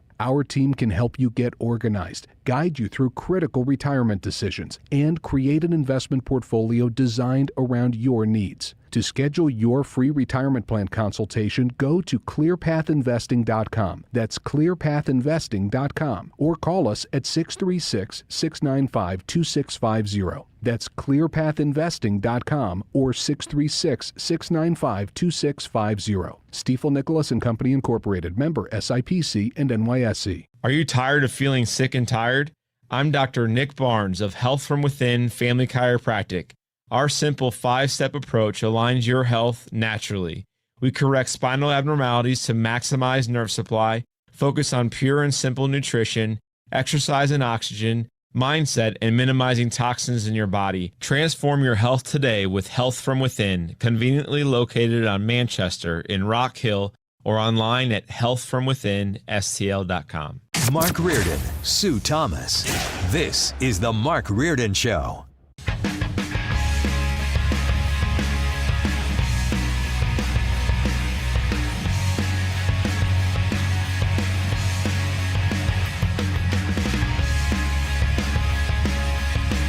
Welcome back to the Mark Reardon Show. Brad Young with you today. Sorry I was a little late coming in from that break. I was busy. I'm doing dual texting here. So on one computer, I've got the text line pulled up. And if you want to participate in that, it's 314-241-9797. I try to respond to almost every text. Some of them don't require a response, so I choose not to take the bait. But on most of them, you'll get a response from me. The other way for you to participate in the show is to go to youtube.com, put in Mark Reardon Live, and you can join the text conversation there as well. So I'm pulling double duty. Actually, I'm pulling triple duty. I'm talking to you on the air, and I'm texting on 2 different lines. So it's a good thing I type fast. But one of the things that's continuing in on the discussion on the YouTube channel is what I brought up about the post office, how it should be privatized, that we don't need to be paying for this for the U.S. government. And there was some discussion back and forth and people pointing out how slow their mail is. And I pointed out that I think the Postal Service should really get a new mascot. It could be the turtle as the mascot for the U.S. Postal Service. And the point being is that it's not doing what it should. It costs more and you get worse service. Government can't fix that. So the way to get rid of it is the best solution and privatize it. So we've been having some of those conversations. And I brought up a suggestion at the end of the last hour about one of the ways that McDonald's makes money. And one of the ways that they make money, obviously they're making money selling you Big Macs, okay? For me, they make money on me when I get chicken nuggets with the hot mustard sauce. That's my personal favorite at McDonald's. This is not a paid endorsement. We all go to McDonald's, right? But one of the ways that they make money is this. McDonald's buys, and it's not always the case, but this is often the case. McDonald's will buy the land. Say, McDonald's near me in Chesterfield is at Clarkson and 40. And I'm not saying about this particular facility because I don't know, but generally speaking, this is the way it works. McDonald's buys the property. McDonald's, the corporation, will buy the land or lease the land. And then they will lease that land to the franchisee who actually owns the McDonald's. So from a corporation standpoint, yes, they're making money on cheeseburgers and chicken nuggets and everything that they buy there, the breakfast sandwiches, everything that you buy at McDonald's, the corporation's making money. But they're also making money on the land because they're leasing that to the franchisee. So I raise that as a possibility to say and to postulate here, wouldn't it be interesting? Under the Constitution, the U.S. government has the authority over the postal system, but it doesn't require the government to actually deliver the mail. So what the U.S. government could do is to say, we will lease out the rights to deliver the U.S. mail. You can compete Amazon. You can compete UPS. You can compete insert crazy billionaire here for the next option. And you guys could bid on the rights to deliver the U.S. mail. And then you've got competition. Then you bring the fair market system into play. And the government doesn't care because it's making money and it costs them nothing. They don't have to spend money on a driver. They don't have to spend money on a postal service worker. They don't have to spend money on that little facility that sits at the corner and that nobody goes to. They don't have to spend any money. Then they're just in the business of collecting money.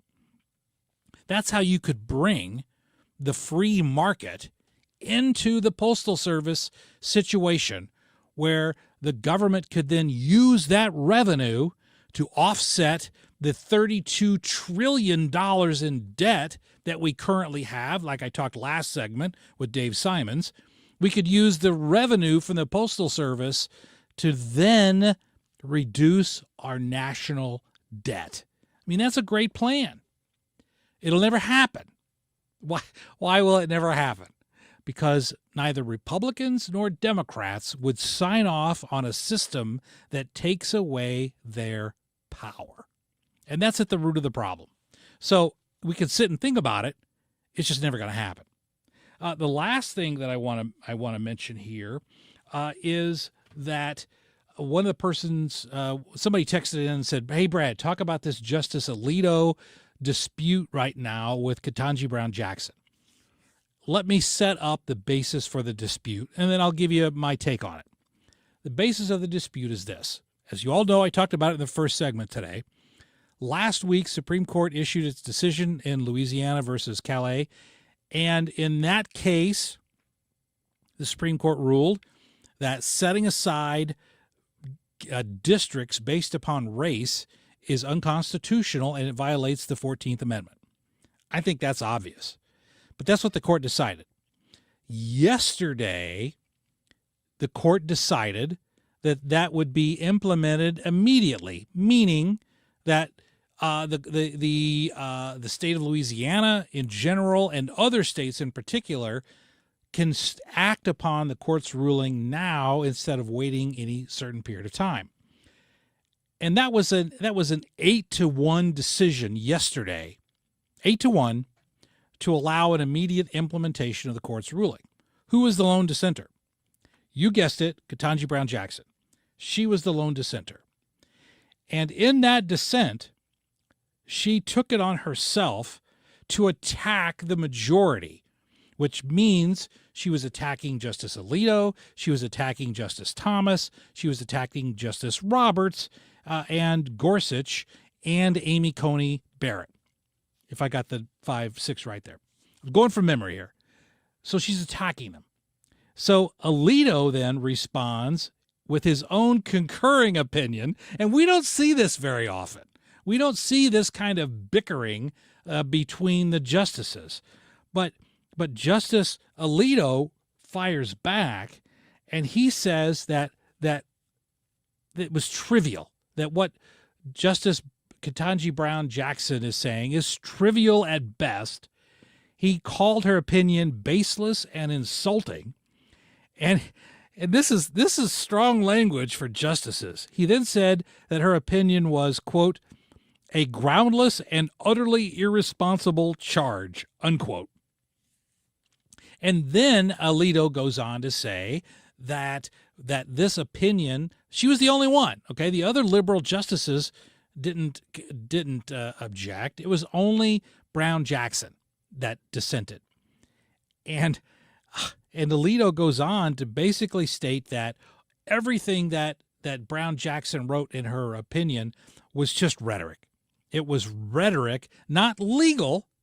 It wasn't legal analysis like all opinions are supposed to be, but Alito correctly points out that Ketanji Brown Jackson's objections were simply political rhetoric. So when you hear, and we see this on the mainstream media all the time now, the court has become overly politicized. The court is taking sides politically. We hear that kind of analysis all the time. Sometimes it might be right. Other times it's not. It's hard to overgeneralize. But the point being is, in this opinion, there's only one justice who was politicizing what the court did, and that was Ketanji Brown Jackson. That is the only justice that was spouting political rhetoric instead of grounding her objections or dissents in legal and constitutional theory. So that's the basis of her spat with Justice Alito. And I don't see the spat going away, because if you read, and I have, if you read any of Justice Ketanji Brown Jackson's opinions, they're not well grounded legally. The most part, they are political rhetoric. And in this case, it was completely political rhetoric. And I'm thrilled that Alito called her out on this. Hey, we're going to take a break. When we come back, we're going to talk to George Rosenthal. Tech Talk. I'm putting the tape on my glasses, folks, and we're talking to George Rosenthal next on 97.1 FM Talk. Traffic from the 97.1 FM Talk Traffic Center. Watch out for a stall. There's one westbound 44 past Arsenal in the right lane. And actually, this is on 44.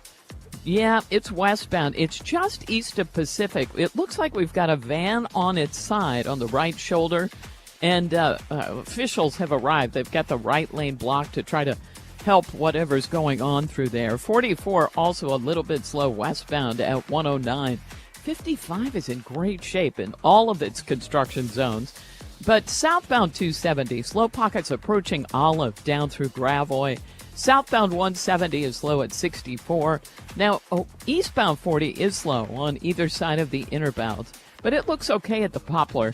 Westbound is slowing Hampton out through Hanley and again at 270.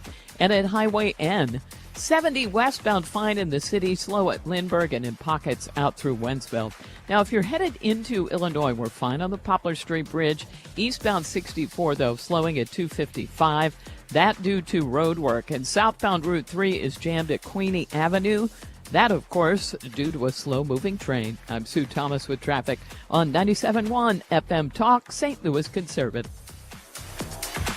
This is Congressman Bob Onder. Americans demanded border security, and House Republicans delivered. According to the Department of Homeland Security, for 10 consecutive months, U.S. Customs and Border Protection has reported 0 illegal aliens released at the border. I'm proud to have worked with the Trump administration to secure our southern border and uphold our immigration laws, and will keep fighting to advance strong policies that protect Missourians and keep America safe. Paid for by official funds authorized by the House of Representatives. Men, need a clinic that accepts all insurance, including Medicare? U.S. Men's Medical Center in St. Peters does. U.S. Men's helps men experiencing loss of energy, focus, concentration, and low libido. And they accept all insurance, even Medicare, for testosterone replacement therapy. Patients love the staff and the fact that, yes, I'm going to say it again, they accept all insurance, including Medicare. Feel better? Call U.S. Men's Medical Center at 636-244-5333. The Biz-5K, presented by Worldwide Technology, is back. Produced by the St. Louis Sports Commission, this high-energy corporate race is St. Louis's healthiest happy hour, combining fitness, fun, and unbeatable team bonding for companies of every size.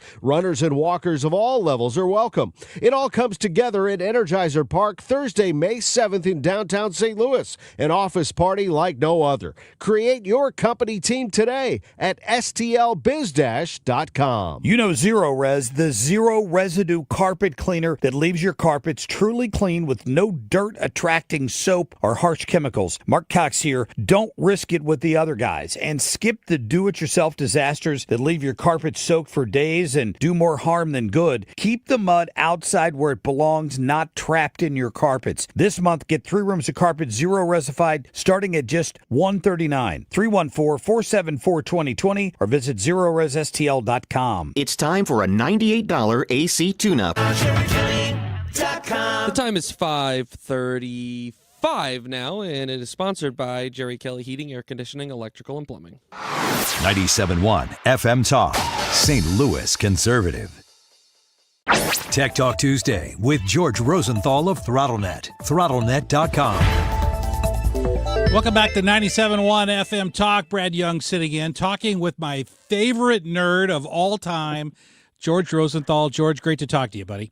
Great to talk to you, Brad. Good to hear from you, and I hope all's been well. All is well. I got to give a full disclaimer, folks, and George is not paying me to say this. My law firm uses ThrottleNet. We love ThrottleNet. They're probably sick of my law firm because we send them lots of problems, and they always fix them like instantly. It's like magic. It's great. He's not paying me to say it, folks. I'm just telling you because ThrottleNet is great. But I had to give that disclaimer out there, George, because you guys take great care of my law firm. We really appreciate that. We work really, really hard to make sure of that, and we really appreciate that shout out.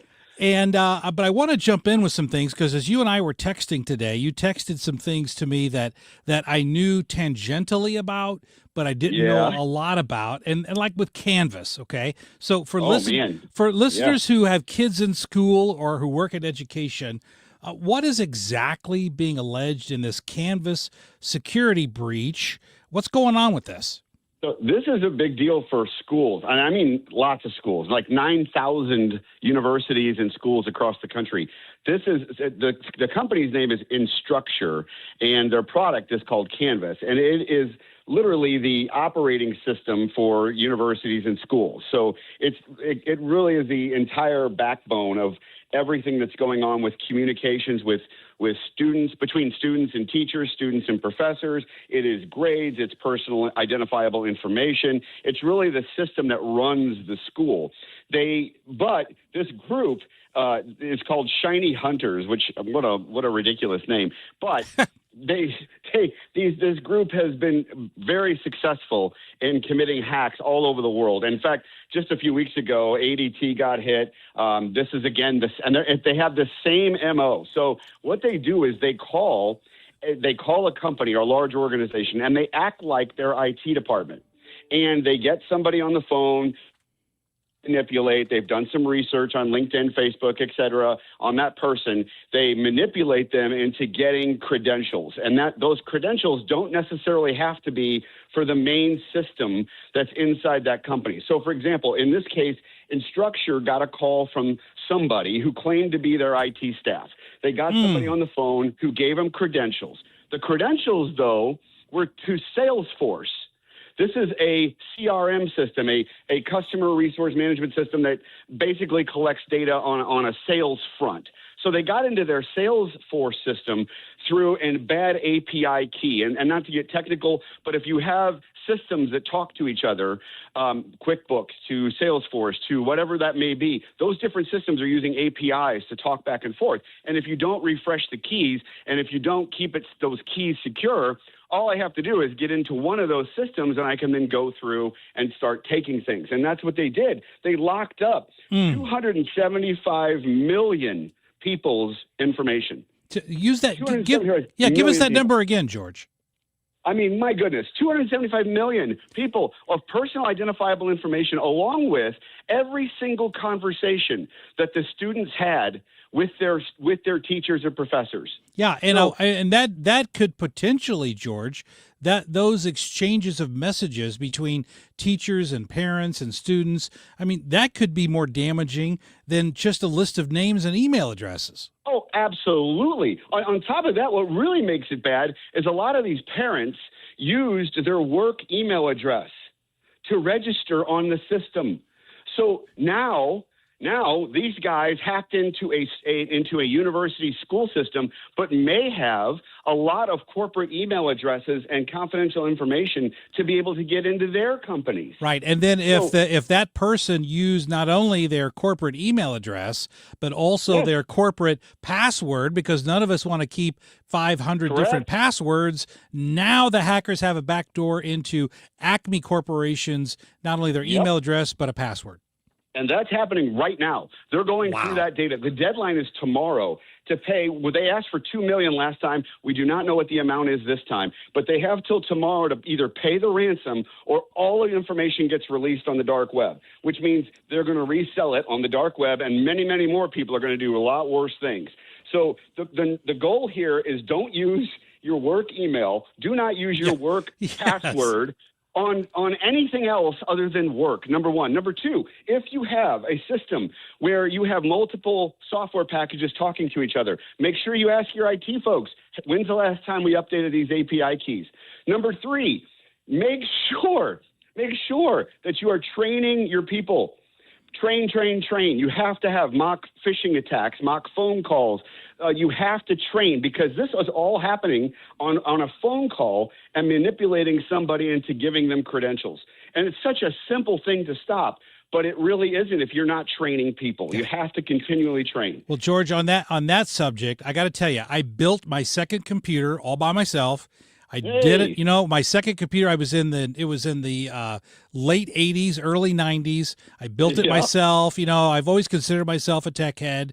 And when you tell me these things, you got to train. In the back of my mind, I've always been thinking, that's for these other dweebs, because I've got it down. I got to tell you, ThrottleNet sent me a phishing test phishing 3 weeks ago, and I flunked. I clicked on it. All right. Well, I clicked on it, and it came up. It came up, and ThrottleNet message said, "You flunked. This was phishing."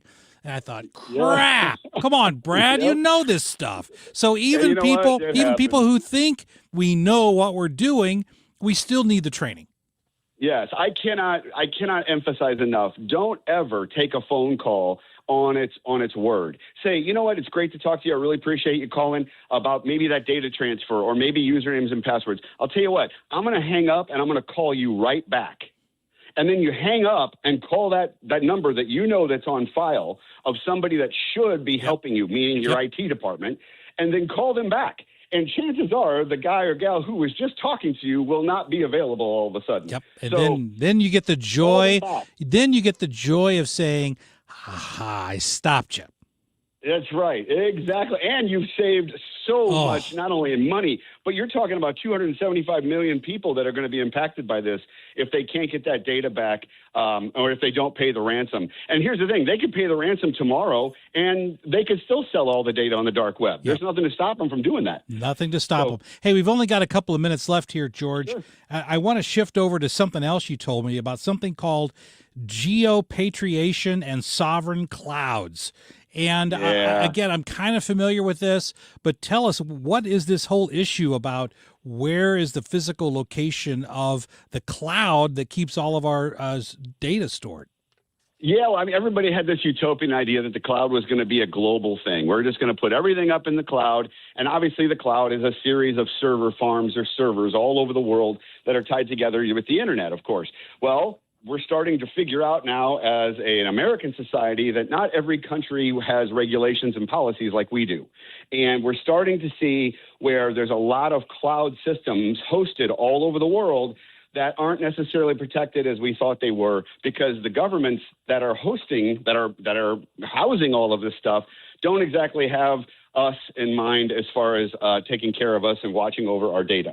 So this geopatriation, according to Gartner, is one of the biggest things in tech that's going to happen in 2026, and that is the initiative to start pulling cloud services back into the United States. Not necessarily into your closet and your down the hall in your office. not on-prem servers. We're not saying that's going to happen.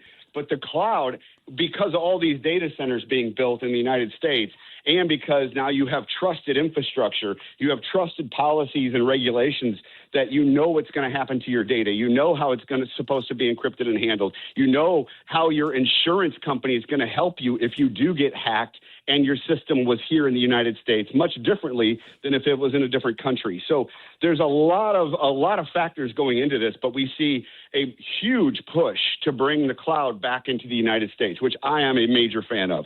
I know a lot of people aren't a fan of the data centers because of the electricity and maybe the noise and so forth if you live near them. But I'm telling you, the data centers are the future of where we are going to go. And it's not going to be missiles. It's going to be drones and AI that are going to be the defense of this country. And we are going to need artificial intelligence to be the leader here. And what's so interesting about you saying that, George, is that even right now, we're having all of these political debates, one down in Festus, Missouri. We've got two going on in the city of St. Louis. We've got one where the city of Ferguson just voted against the Ferguson City Council voted against a data center. But what you're proposing here is that these data centers, having them located on U.S. soil, isn't just for the convenience of people who want to Google something, but it's literally a matter of corporate and national security to have those data centers located on U.S. soil. Oh, absolutely. And well, it all started because everything was cheaper overseas. You know, you can get the equipment housed, the electricity is cheaper, the facilities are cheaper, the labor is cheaper everywhere else in the United States. And we thought, okay, let's go with the cheap option. We're realizing, though, cheap isn't secure. And it's never been. You have to spend money on security. Otherwise, you will get compromised. And that's what people are starting to see all over the place, is that this software as a service, otherwise known as SaaS, software as a service, whereas like you have your QuickBooks hosted in the cloud, you have your Salesforce hosted in the cloud. That data that's out there may or may not be the responsibility of that vendor. It may be your responsibility, even though they're the ones hosting it. You need to look into your agreements on that. But yes, there are some downsides to living next to a data center. I completely understand. Electricity will get more expensive unless we help the infrastructure. But Pandora's out of the box. And this is going to happen whether people want to drag their feet or put their head in the sand. It's going to happen. We need AI to be the leader in the forefront, or we will be left behind on so many things, including military and defense. And it's critical that we do that. And if it does anything else, let's help it force us to increase our power grid and make the power grid more stable, so that when we have 150 million electric cars on the road, at least we cannot have brownouts and blackouts. You got it. Hey, the best thing you said is about paying for service. I always tell my clients, you could hire cheaper lawyers, but you want a good lawyer. That's why you hire me, right? So that's how I justify my high fees. Hey, George, we got to go. I always love talking to you. George Rosenthal from ThrottleNet. If folks want to find you and talk to you about how you can help their business, how can they reach you? Get throttlenet.com/971. That is fantastic. George Rosenthal, talk to you soon, my friend. Thank you. Talk soon. Have a great rest of the week. All right. Bye-bye. Hey, we got the audio cut of the day coming up next right here on the Mark Reardon Show. Brad Young sitting in 97.1 FM Talk. Traffic from the 97.1 FM Talk Traffic Center. If you are headed to the Cardinals game tonight, there's a little bit of volume on eastbound 64, and that's mainly 170 through Big Bend, but then it opens up. And westbound is a little bit slow there at Hampton and again at 270. Out west, some slow pockets between Winghaven and the 70 split. Now, 70 isn't bad. It's a little slow at 141 and some moderate volume in pockets out through Wentzville. But in general, it's not bad. Westbound Manchester jams at 141, and we've got a vehicle, looks like a white van, off the roadway and on its side on 44 westbound east of Pacific, so they've got the right lane blocked to try to get that righted. And an accident reported southbound 61 about 2 miles south of Moscow Mills, a vehicle into the median. Now, if you're headed into Illinois, we're really okay on the bridges downtown. Eastbound 64 a little slow at 255. This report is brought to you by Lakeside Renovation and Design. For over 25 years, they've been St. Louis's trusted choice for transforming homes inside and out. Everything from windows to bathrooms, and they deliver quality craftsmanship backed by lifetime warranties. Visit lakesiderd.com to start your dream project today. I'm Sue Thomas with traffic, 97.1 FM Talk, St. Louis Conservative.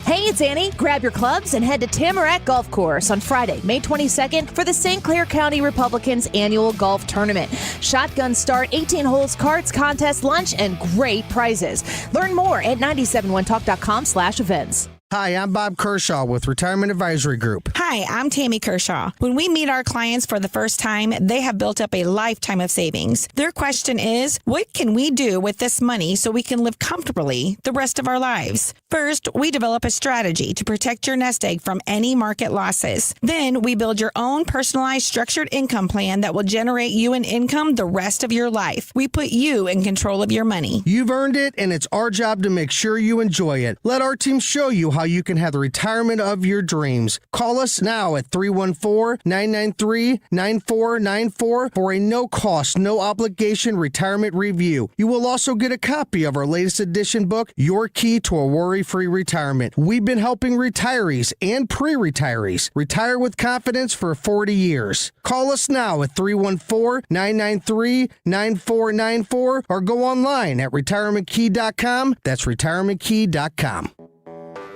When you're hiring, have you ever felt like you're missing out on meeting truly great candidates for your roles? It seems impossible to find them, but they have to be out there somewhere, right? Well, they're not hard to find when you know where to go, and that place is ZipRecruiter. And right now, you can try ZipRecruiter for free at ZipRecruiter.com/radio. ZipRecruiter helps 10 million people with their job search every day. And because these people are actively looking for jobs just like yours, it's easy to find the right person right away.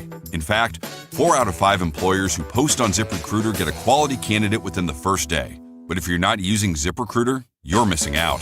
So see what it's like when the impossible is easy. When you go to ZipRecruiter.com/radio right now to try ZipRecruiter for free. Once again, that's ZipRecruiter.com/radio. ZipRecruiter.com/radio. Never miss out on great candidates with ZipRecruiter. Springtime in St. Louis, and if you hate to paint, do what your neighbor Mr. Rob Miller from Harvesttown Auto Body in St. Peters did. He called Rhino Shield. Rob, what was the thought process for going with Rhino Shield as a business owner? My family's business is over 10,000 square feet, and it did not have the curb appeal I wanted. Rob, tell everyone how the experience was with Rhino Shield from start to finish. The process that I liked was when you came out, you gave me all of these options that would fit my building. Our building was really faded. I don't want to have to paint my building again. 25 years is a long time to not have to worry about the outside maintenance of your building as far as paint. That's a no-brainer. That's why Rhino Shield worked for me. Are your neighbors jealous? I would be if I was them. Thanks, Rob. Now it's time to call 877-25-RHINO. 877-25-RHINO or 877-25rhino.com. Genius. No paint, don't Rhino. Go Rhino Shield. Never paint your house again. Rhino Shield. Nothing makes a gathering great like Eggland's Best Eggs. They're just so delicious with better nutrition, too. For us, it's eggs any style, as long as they're the best. Eggland's Best. Better taste, better nutrition, better eggs. This is the Mark Reardon Show on 97.1 FM Talk, St. Louis Conservative.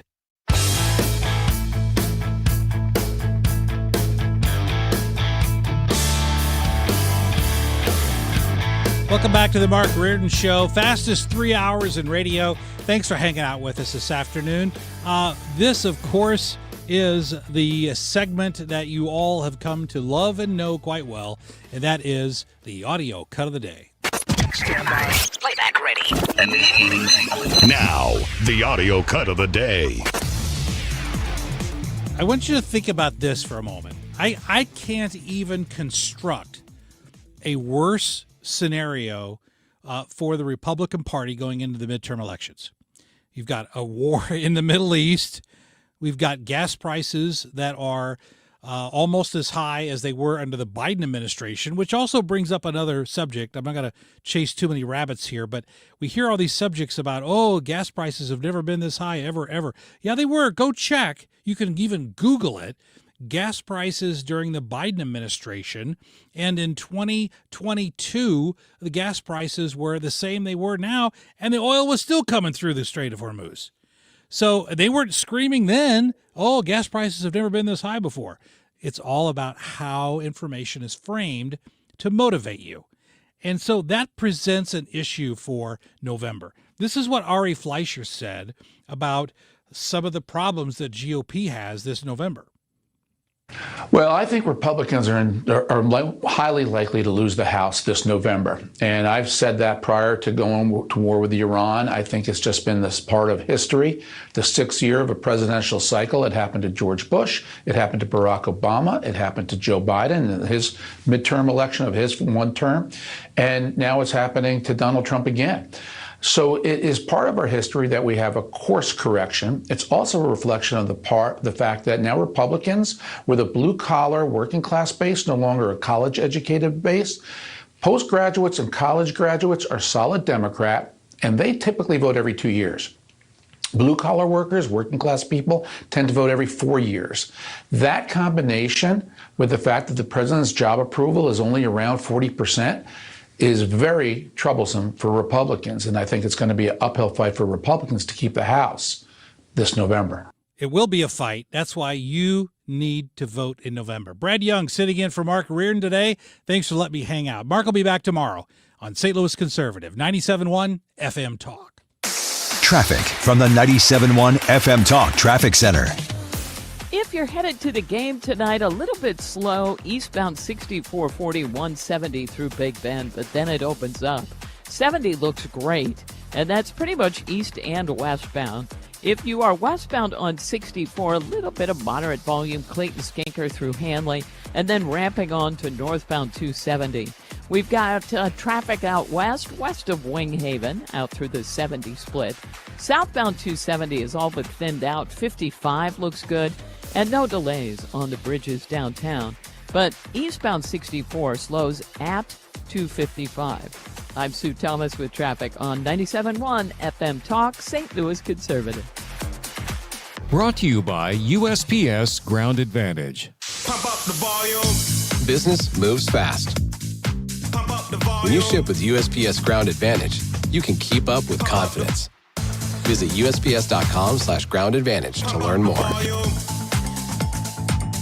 Men, if you're suffering from erectile dysfunction or PE, you're not alone. Most importantly, you don't have to live with it. Paramount Men's Medical Center restores men's sex lives in just one visit. Their painless breakthrough treatments eliminate ED and PE, even when Viagra and Cialis don't work. Here's Dr. Simovitz, specialist in men's health. Paramount Men's Medical Center's painless breakthrough treatments eliminate ED and PE, regardless of age or medical history. 98% of patients see instant results right in the office. Men are now lasting longer than they ever imagined. And the best part, at Paramount Men's Medical Center, your consultation and first treatment are free. Qualified patients even get their testosterone checked free. Call 314-887-4333. 314-887-4333. Take control of your sex life. Call now. 314-887-4333. Stan Musial, he missed a season in his prime to serve his country in the Navy. Honor a legend on Saturday, May 16th when the Cardinals face